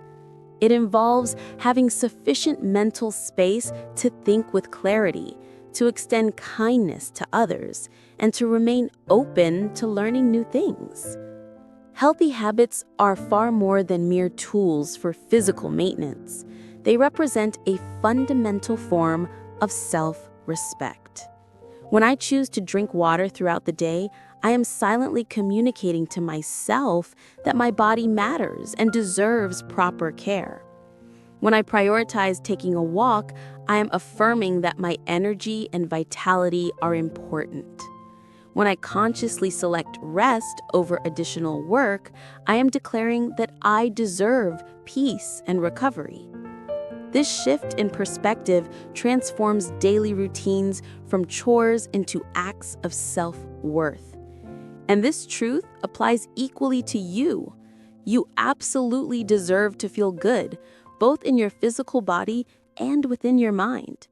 You do not need to overhaul your entire life in one dramatic sweep.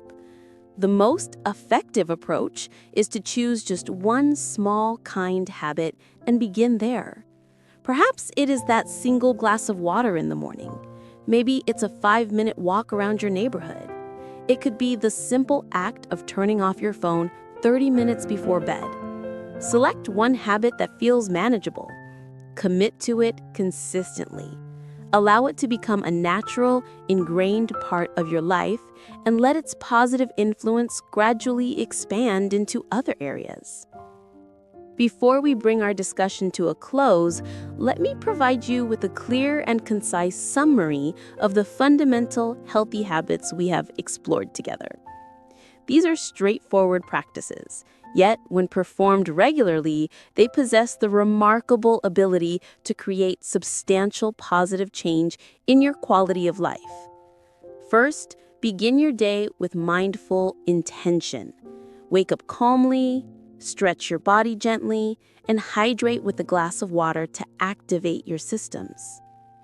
Second, commit to consistent physical movement. Whether it's walking, dancing, stretching, or any other activity you enjoy, the key is to keep your body in motion daily. Third, nourish yourself with balanced meals. Center your diet around whole foods, listen to your body's hunger signals, and prioritize hydration. Fourth, provide dedicated care for your mental well-being. This can be achieved through quiet moments, focused breathing exercises, or immersive reading. Fifth, establish a healthy balance with technology.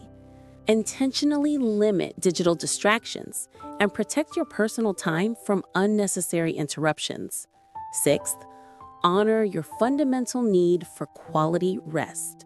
Prioritize good sleep hygiene and create a peaceful nighttime routine to support recovery. Seventh, build sustainable systems instead of relying on fleeting motivation.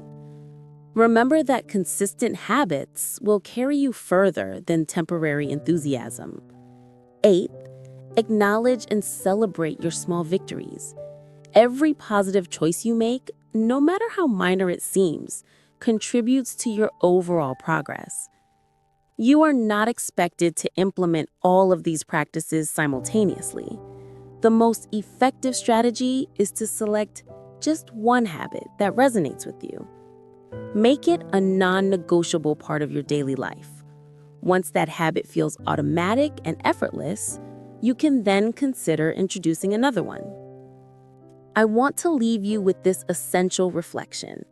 Cultivating healthy habits has never been about achieving perfection. It is about the gentle, daily practice of taking care of yourself a little more each day. There will inevitably be days when your plans go awry, when you feel tired, or when you make choices that don't align with your intentions. This is completely normal.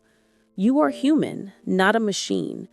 What truly matters is not the occasional misstep, but what you choose to do next. Do you abandon your efforts in frustration, or do you treat yourself with kindness and simply begin again? Each new sunrise offers a fresh opportunity, a new page waiting to be written. The more you consistently practice these healthy habits, the more natural and automatic they will become. They will transform from conscious efforts into unconscious parts of your identity. One day, you will pause and look back, realizing with quiet pride that you have steadily built a life you genuinely love and appreciate. Remember, your journey with this content is about more than just acquiring language skills. You are actively building a better, stronger, and more vibrant version of yourself. That is the ultimate purpose and power of dedicating time to your personal growth each day. It is about becoming the person you know you are capable of being. Thank you from the bottom of my heart for joining me and investing this time in yourself today. I sincerely hope this conversation has inspired you to introduce small, positive changes into your daily life while simultaneously strengthening your English listening abilities. If you found value in our time together and wish to continue this journey of growth, I warmly invite you to subscribe to our channel on your preferred platform, whether that is YouTube, Spotify, or any other podcast provider. We regularly release new content designed to support your progress. So stay connected and keep learning alongside our community. Every new episode presents a fresh opportunity to advance in your English mastery and enhance your personal life.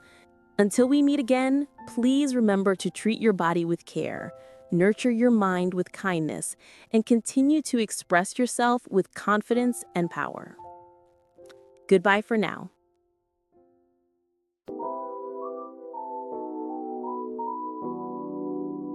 Have you ever stopped to think about the invisible framework that shapes every single day of your life? That powerful, often overlooked force is your daily routine, and it holds the key to unlocking productivity, peace, and purpose. Welcome to the English Leap podcast, where we dive deep into the language and habits that can transform your everyday life. I'm Carol, and alongside me is my co-host Bob. Bob, how are you feeling today? I'm absolutely wonderful, Carol. I've had a remarkably productive morning, and I'm thrilled to be here with you and our listeners. What about you? How's your day shaping up? I'm feeling incredibly energized and optimistic, Bob. I've been looking forward to this discussion all week because today we're exploring a topic that is universally relevant and intimately personal: our daily routines. These are the rhythms and patterns that guide us from the moment we open our eyes to the second we drift off to sleep. They are the silent architects of our days, influencing our mood, our efficiency, and our overall well-being. That's so perfectly said, Carol. It's fascinating how these routines, composed of small, repeated actions, can vary so dramatically from person to person. Whether you're a student, a professional, a parent, or an artist, your daily habits paint a unique picture of your life. Today, we're going to pull back the curtain and share our own daily routines in vivid detail. We'll walk you through our mornings, our afternoons, our evenings, highlighting the choices we make to stay balanced and in control. I love that idea, Bob. By sharing our experiences, we hope to inspire you to reflect on your own habits and perhaps discover new ways to structure your day for maximum joy and effectiveness.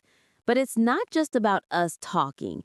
We want this to be interactive and educational. That's why we've invited our brilliant vocabulary expert, Crystal, to join us today. After each segment, Crystal will step in to break down key words and phrases, helping you grasp the language we use in context. Crystal, we're delighted to have you with us. Thank you, Carol. It's a pleasure to be here, and I'm eager to help our listeners expand their English vocabulary through these everyday topics. Let's make language learning a natural and enjoyable part of your routine. Wonderful. Now, let's dive into the first part of our day, the morning routine. For me, as a student, mornings are a sacred time of structure and intention. I typically wake up around 7 a.m., but I don't jump out of bed immediately. Instead, I spend a few precious moments stretching my limbs and taking deep, conscious breaths. This gentle awakening helps me transition from sleep to alertness, setting a calm and positive tone for the hours ahead. Then I make my way to the bathroom to brush my teeth and wash my face. A simple yet refreshing ritual that makes me feel renewed and ready to face the day. That sounds like a serene start, Bob. My mornings begin a bit earlier, around 6:30 a.m., because my job demands an early start. The very first thing I do is drink a full glass of water to hydrate my body after a long night's rest. Then, like you, I brush my teeth and wash my face. This isn't just about hygiene, it's a symbolic act of preparing myself for the day ahead. Hydrating first thing is a non-negotiable habit for me. It kickstarts my metabolism and sharpens my mental clarity. Absolutely, Carol. That emphasis on hydration is so crucial. After my initial routine, I move on to a light breakfast. I usually opt for something simple like oatmeal with a drizzle of honey or a slice of whole grain toast with avocado. It's enough to fuel my body without weighing me down, giving me the energy I need for my classes and studies. Breakfast is truly the foundation of my morning, and I never skip it. I'm right there with you, Bob. Breakfast is essential for me, too. My go-to is often scrambled eggs with a side of toast, or sometimes I blend up a nutrient-packed smoothie with spinach, banana, and a scoop of protein powder. It's quick, delicious, and keeps me satisfied until lunch. After eating, I take a few minutes to check my emails and review my to-do list. This helps me prioritize my tasks and approach the day with a clear plan. That's a smart strategy, Carol. I do something similar. I glance at my class schedule and ensure I have all my materials ready. This brief organizational moment prevents morning chaos and allows me to step into my day with confidence and purpose. Having that calm, orderly start truly makes a world of difference in how the rest of my day unfolds. It really does. That sense of preparation is a powerful tool. After I've reviewed my schedule, I often take a moment to look out the window. It might seem small, but connecting with the outside world, even for a minute, grounds me. I notice if the sun is shining or if the leaves are moving in the wind. This tiny act reminds me that there's a whole world out there, and my day is just beginning. It's a mental deep breath before the action starts. I love that imagery, Carol. That mental deep breath is so important. For me, the final step of my morning ritual involves a short 5-minute walk around my apartment. I don't check my phone, I just move. I might water a plant or straighten a cushion. This physical movement, however minor, signals to my brain and body that we are moving from the private, quiet space of the early morning into the active, engaged mode required for the workday. It's a deliberate transition. Deliberate is the perfect word for it. Our mornings shouldn't be about rushing reactively from one task to the next, but about moving with purpose. And speaking of purpose, this seems like an ideal moment to bring Crystal back to help our listeners grasp the language we're using to describe these foundational morning moments. Crystal, the floor is yours. Thank you, Carol. Let's delve into the key vocabulary from your morning routines. First, we have the word hydrate. This means to supply your body with water or fluid.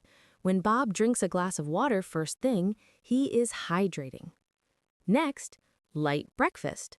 This phrase describes a small, simple morning meal that isn't too heavy, like Carol's oatmeal or toast.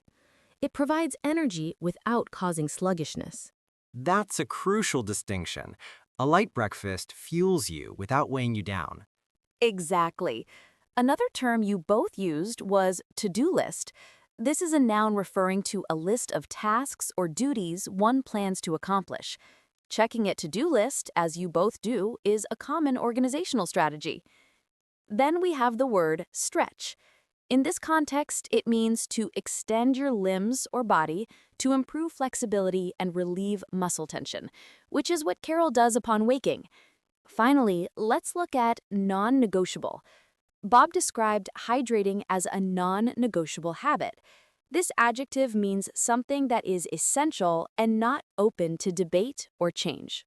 Those clarifications are incredibly helpful, Crystal. Understanding these words in the context of our conversation makes them so much easier to remember and use. I completely agree. It transforms them from abstract vocabulary words into practical tools for conversation.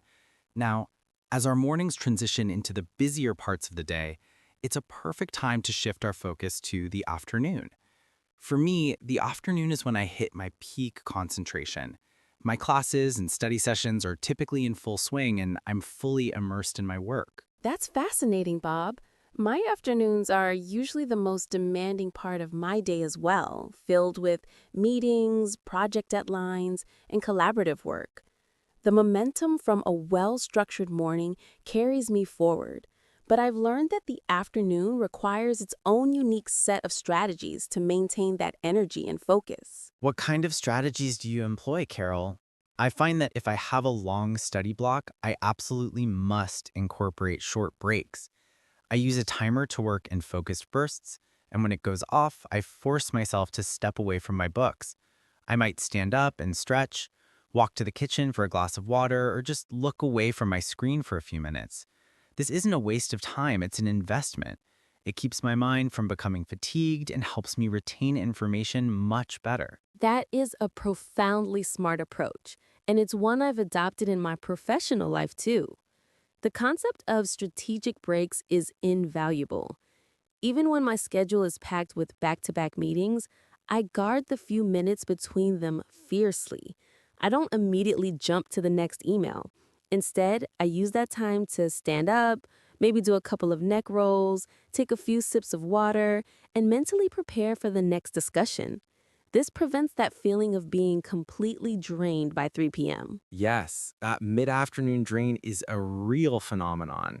It's so easy to just power through, but that often leads to burnout. By consciously regrouping throughout the afternoon, we can sustain our performance. For instance, after I have my lunch, I always take a full 10 minutes to just sit quietly before diving back into work. I don't look at any screens. I just let my mind process the meal and the first half of the day. It's a reset that prepares me for the second half. That post-lunch reset is a game changer, Bob. I implement a similar practice. Lunch for me is typically around noon, and I make a conscious effort to step away from my work completely. I find that physically leaving my desk, even if it's just to sit at the kitchen table, creates a crucial mental separation. My go-to lunch is something like a quinoa salad with roasted vegetables or a turkey sandwich on whole grain bread. The key for me is to keep it healthy and balanced to avoid that dreaded mid-afternoon energy slump. That sounds like a fantastic and sustainable option. That energy slump is a real productivity killer, and your point about a healthy lunch is so valid. For me, a heavy, carb-loaded meal would make me want to take a nap, not tackle complex problems. After my own lunch and short mental break, I feel ready to take on my bigger, more demanding assignments. I leverage this post-lunch period when my energy is still relatively high to get the most challenging tasks done. There's a tremendous sense of accomplishment in wrapping up a major paper or a difficult problem set before the day even begins to wind down. I resonate with that strategy deeply, Bob.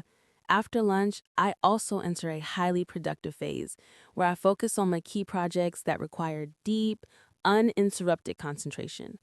I try to knock out the most critical items on my to-do list during this window. It's when my cognitive abilities feel sharpest and I can make significant progress on reports or strategic planning. Knowing that I've accomplished these important tasks early in the afternoon brings a sense of relief and reduces my stress levels for the remainder of the day. It's all about working with your natural energy cycles, not against them.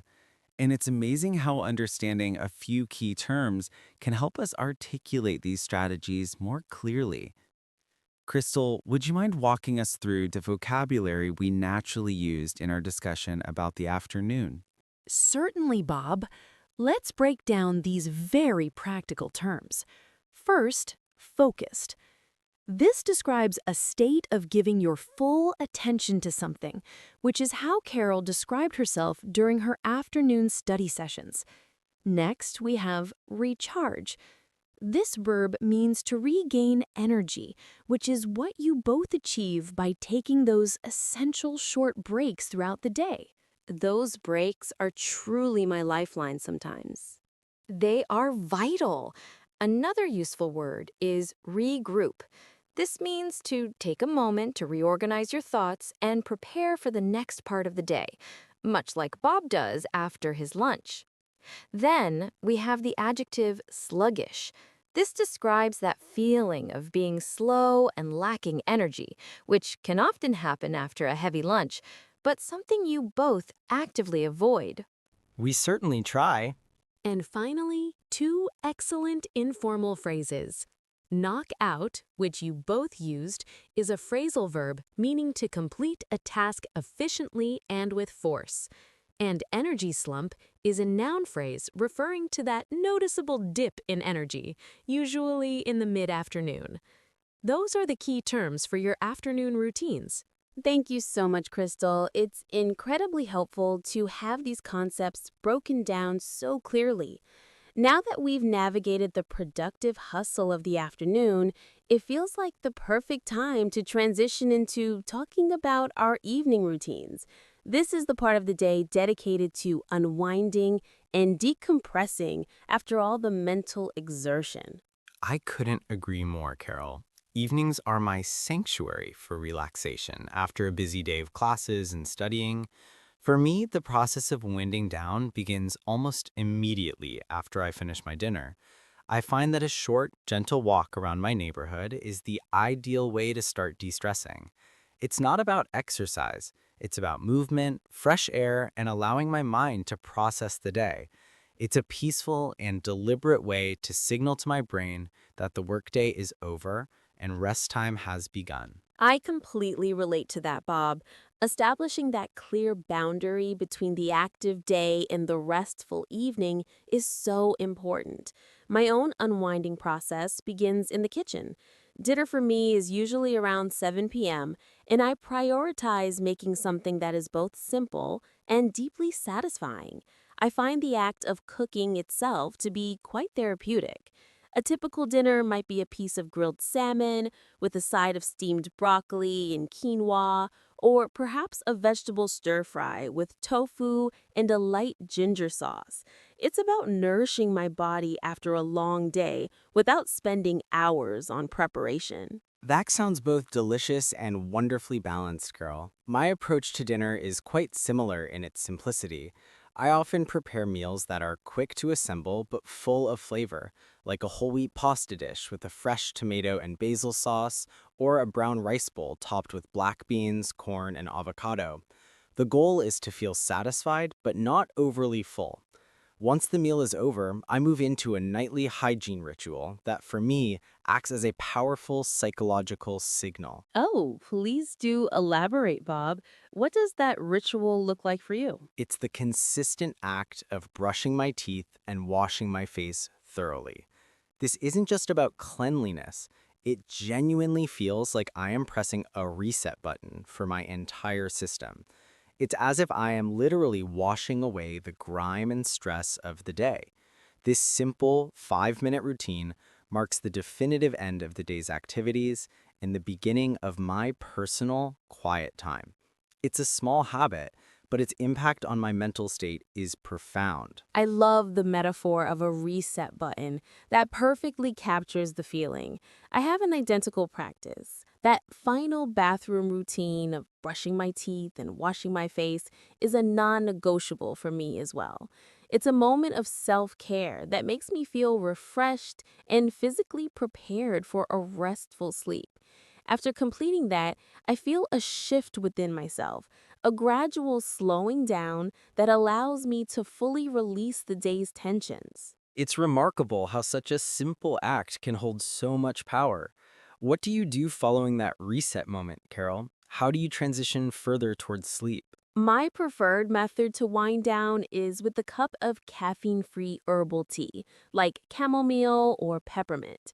I'll take my mug and sit in a comfortable chair, often with the book. I make a conscious effort to avoid all screens. No phone, no laptop, no television. The blue light from devices is so disruptive to sleep patterns. For me, reading a physical book under soft lamplight is the ultimate relaxation. It allows my mind to disengage from my own concerns and drift into another world, which naturally makes me feel sleepy. That sounds incredibly peaceful. I also adhere to a no screens policy for at least an hour before I intend to sleep. My wind down routine often involves listening to calming instrumental music or a quiet podcast at low volume. I'll just lie on my sofa, close my eyes, and focus on the music or the voices, allowing my thoughts to settle. I aim to be in bed by 10 p.m. to ensure I get a full night's rest, which is absolutely crucial for me to function well the next day. Consistency is key, isn't it? I also stick to a relatively fixed bedtime around 10:30 p.m. The difference in how I feel the following morning when I've had a solid 7 to 8 hours of sleep compared to a restless night is like night and day. It's the foundation upon which a successful tomorrow is built. It truly is the cornerstone of the entire routine. Now, I believe we have one final opportunity to learn from our vocabulary expert. Crystal, could you guide us through the key language we used while discussing our evening wind-down rituals? It would be my pleasure, Bob. Let's explore the descriptive language from your evening routines. First, we have the verb unwind. This means to relax and release mental or physical tension, which is precisely what both you and Carol aim to do after a long day. Next, Bob used the metaphor reset button. This is not a physical object, but a powerful concept, meaning a fresh start or a complete clearing of the previous state, which he associates with his hygiene ritual. That metaphor really resonates with my own experience. It's a very effective one. Another key phrase is wind down. This is similar to unwind and means to gradually become calmer and less active, preparing both mind and body for sleep. You both described activities that help you wind down. Then we have herbal tea, a noun phrase referring to a beverage made from steeping herbs in hot water, typically without caffeine, which Carol enjoys before bed. It's a staple in my evening as well. Finally, let's revisit energy slump, a term we discussed earlier, as it perfectly contrasts the energized state you cultivate in the morning with the depleted feeling you avoid in the evening by winding down properly. Understanding these terms helps paint a complete picture of the daily cycle. Thank you, Crystal. Your explanations always bring so much clarity. It's amazing how language can so perfectly capture these subtle routines and feelings. As we bring this conversation to a close, it's clear that our daily routines, from morning to night, are interconnected. Each part supports the next, creating a sustainable cycle. Absolutely, Carol. We've shared the rhythm of our own days, from the intentional hydration first thing in the morning to the conscious digital disconnection at night. The underlying theme, whether you're a student like me or a professional like you, is about finding a personal structure that fosters both productivity and well-being. It's not about rigidly following a set of rules, but about crafting habits that make you feel organized, in control, and balanced. You've summed it up perfectly. It's about creating a framework that works for your unique life, one that allows you to be effective in your duties while also honoring your need for rest and rejuvenation. Remember, a routine is a personal tool for creating a life that feels both accomplished and peaceful. Well said. We hope this deep dive into our daily routines has given you some valuable insights and practical ideas you can adopt for your own life. A tremendous thank you to Crystal for her invaluable vocabulary breakdowns today. We are so grateful for your expertise. Thank you for having me. It was a pleasure. And thank you to everyone who joined us. Keep building those healthy, sustainable habits that support your goals and your peace of mind. We'll see you next time on the English Leap Podcast. Take care and have a productive and balanced day ahead.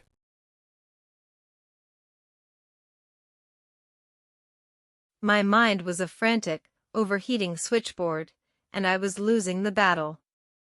Every English word that came at me was a blinking light I had to desperately reroute through my native language before I could even begin to form a response. The conversations moved at lightning speed, and I was always 3 steps behind, drowning in a sea of my own frantic translations. If you've ever felt that exhausting delay, that mental gridlock, then you have come to the right place. Hello and welcome, natural English speakers. It's me, Gabby, your guide from Go Natural English, and today I am going to show you how to permanently shut down that internal translation service and start thinking directly, clearly, and freely in English. I know it might sound like a distant dream, a skill reserved for a select few, but I am here to tell you with absolute certainty that it is possible. It is an achievable reality for you, no matter where you are on your English learning journey right now. This very day marks the beginning of a new chapter for you. I have crafted 9 powerful, practical, and profound strategies that will systematically guide you away from the crutch of translation and toward the liberated thought processes of a native English speaker. This is not just about learning. This is about rewiring, about creating new neural pathways that bypass the old, slow systems. So if you are ready to experience the fluidity and confidence that comes with thinking in English, then you are going to want to pay very close attention to every single word that follows. Let's first dismantle the core issue. Why is translating everything in your head such a monumental problem? The answer lies in the relentless pace of real human interaction. When you are engaged in a dynamic conversation, or you are in a crucial business meeting, or you are listening to a presentation and wish to ask a sharp, insightful question, the clock is ticking. There is simply no time for the elaborate, 3-step mental dance of receiving English, converting it into your first language, formulating a response there, and then meticulously encoding that response back into English. It is an immense amount of cognitive labor. Even if you are brilliantly intelligent, and I know that you are, and even if you have an impressive English vocabulary, which I am sure you do, this process introduces an inevitable and crippling delay. It creates a lag that disrupts the natural rhythm of communication, making fast, native speed dialogue feel like an impossible hurdle. You are capable of so much more than just keeping up. You are capable of thriving. This deeply ingrained habit, this need to translate, did not emerge from nowhere. Its roots are planted in the very way most of us were first taught a foreign language. I experienced this firsthand in my own Spanish classes. The foundational method was translation. We were taught that 1 is uno, that 2 is dos, that coffee is café. This approach makes logical sense at the very beginning. It uses the vocabulary we already possess as a scaffold. However, this very scaffold becomes a cage when we step into the real world of spontaneous conversation. The moment I left the safe, predictable environment of my Spanish classroom and tried to engage with a native speaker, my entire system crashed. I was utterly stunned, completely overwhelmed. My brain was desperately trying to catch familiar words, convert them into English, understand the meaning, build a reply in English, and then translate that reply back into Spanish. It was a catastrophic feedback loop that left me silent and frustrated.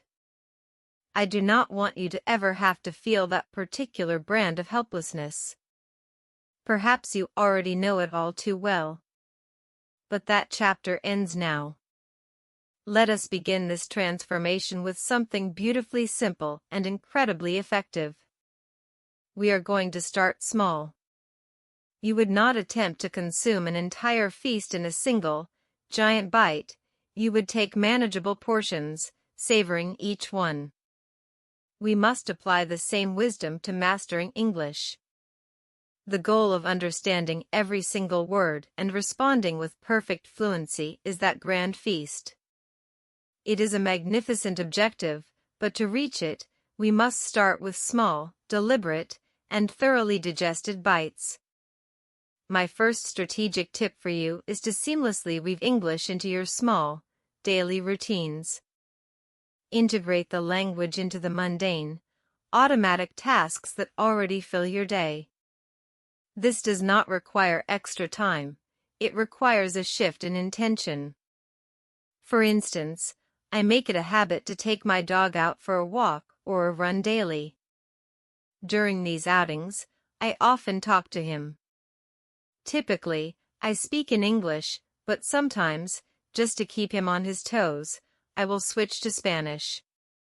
Instead of saying, "Come on, let's go," I might say, "Ven, vámonos." You can do the very same thing in English. Perhaps you have a pet who would be a wonderfully non-judgmental listener for your budding English thoughts. If you do not have an animal companion, there are countless other opportunities. I am certain you possess a smartphone. Change its default language to English. Every time you unlock your screen, check the time, or search for an app, you will be greeted by English vocabulary.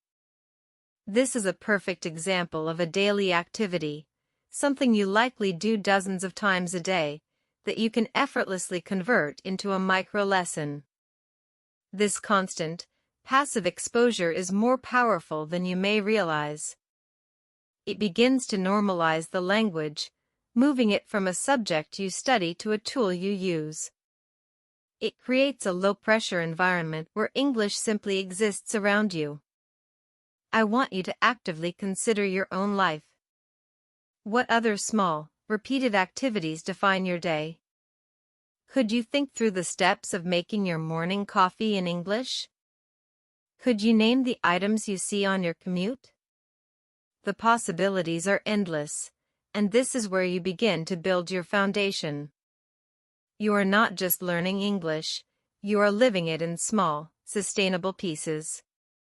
This is the first step in convincing your brain that English is not a foreign code to be deciphered, but a natural medium for thought. My second piece of guidance is to immerse your ears in the sounds of English, and you can accomplish this without dedicating a single extra minute of your focused time. You can gift yourself an immersive auditory experience no matter your physical location or your schedule. Open the laptop you use for work or the smartphone you carry in your pocket. Download a selection of podcasts presented in English.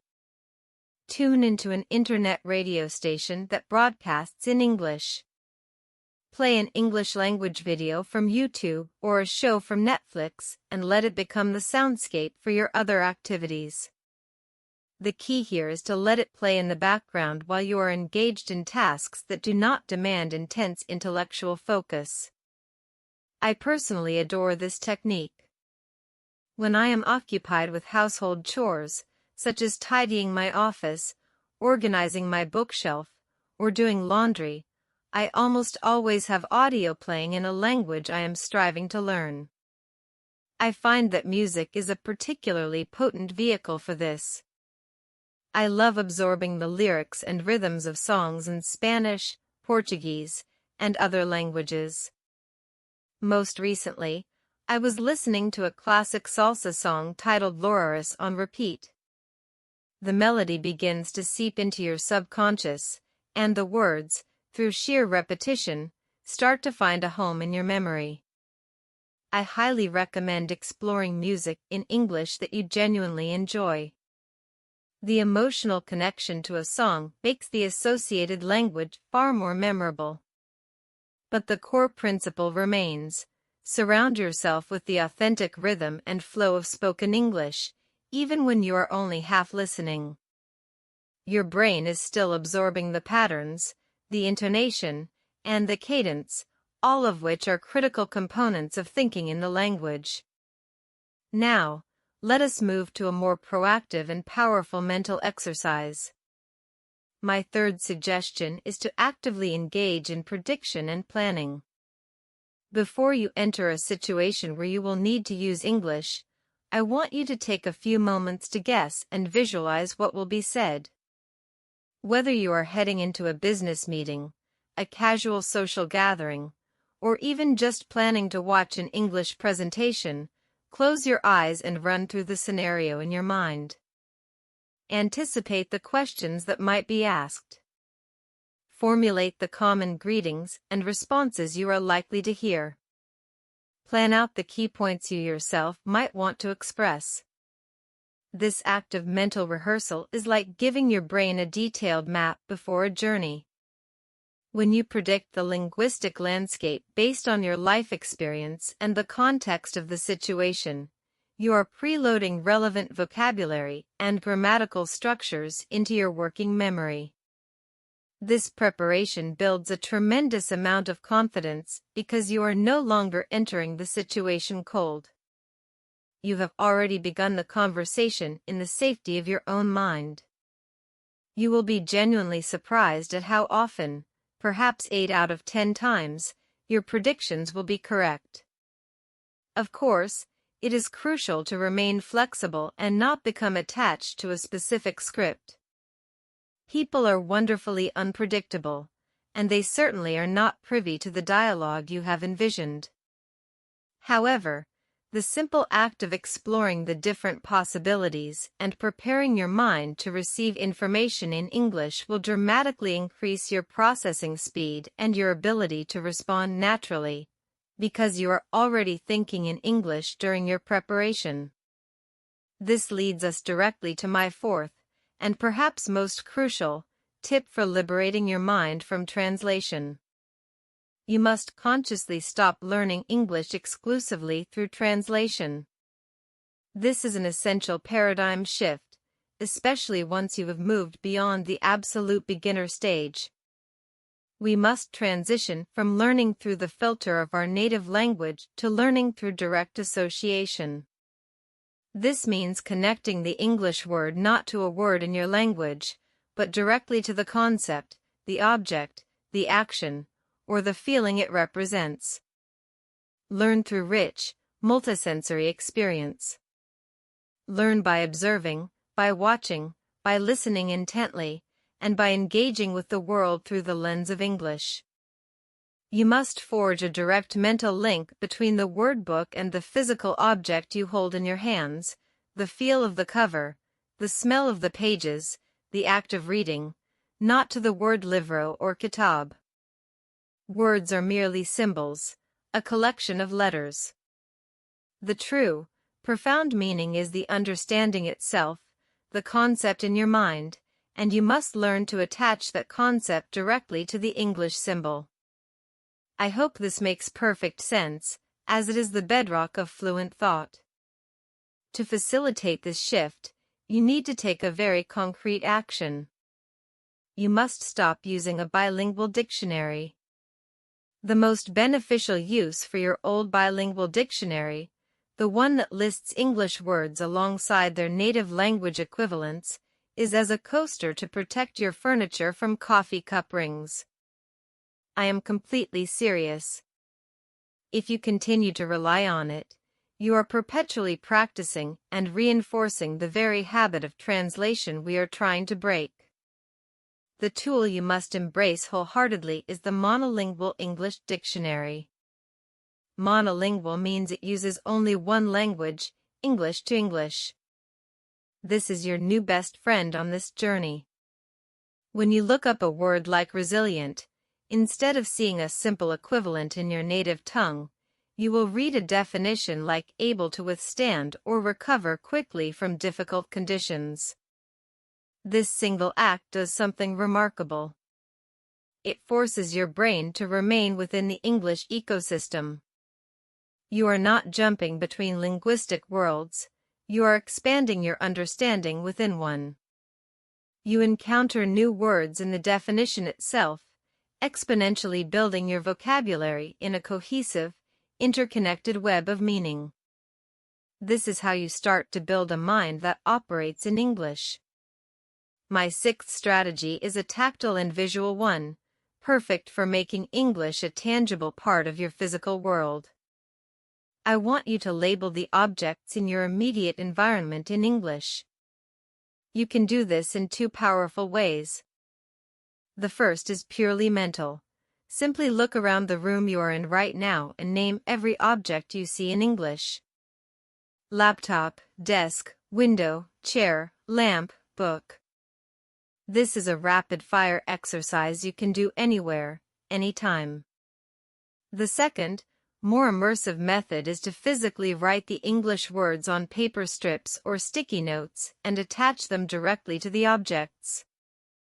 If you are in your kitchen, you would label the refrigerator, the sink, and the cabinet. This technique is especially potent for beginners and intermediate learners, but it remains a valuable and fun reminder at any level. It creates a constant, visual vocabulary list that is contextually relevant to your life. You are not just memorizing abstract words, you are associating the word directly with the object it denotes, reinforcing that crucial direct association I spoke of earlier. The word window becomes the glass pane you look through, not a translated word. This method actively engages different parts of your brain, combining visual memory with physical action and language recall, creating a much deeper and more durable memory trace. Now, let us take a significant step inward, to the private world of your own thoughts.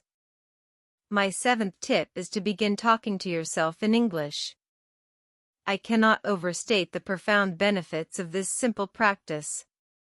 When you verbalize your thoughts in English, even when you are completely alone, you are achieving several transformative things at once.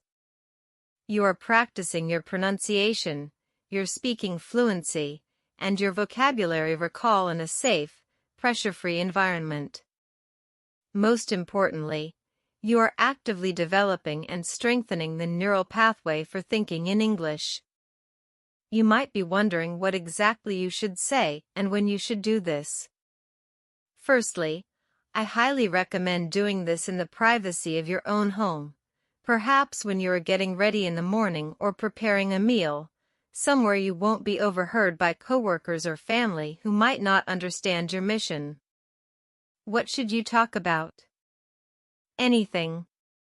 Narrate your actions. I am making a cup of tea. I am pouring the hot water. This smells wonderful. Ask yourself questions. What should I wear today? What is the most important task I need to finish today? The content is irrelevant. The consistent act of forming and speaking your thoughts in English is everything. Do not fear mistakes during these private conversations. The goal is not perfect grammar or flawless pronunciation. The goal is to build the habit of thinking and speaking in the language fluidly. If you realize you are unsure about a grammatical structure, like whether to use a or the, simply make a mental note of it. You can then investigate that specific point later by asking a teacher, a native speaker friend, or by researching online. Another wonderfully enjoyable way to talk to yourself in English is through song. I mentioned earlier that I listen to music in other languages. I also sing along with it. When I am doing household chores or walking my dog, I will belt out the lyrics to a favorite English song. I am not a professional singer, but that is entirely not the point. The act of forming the words, matching the rhythm, and expressing the emotion deeply embeds the language into my mind.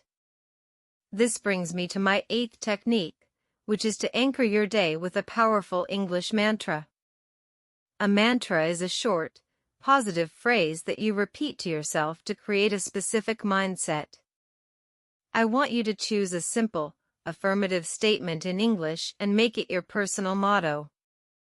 It acts like an autopilot switch, instantly directing your brain into English thinking mode.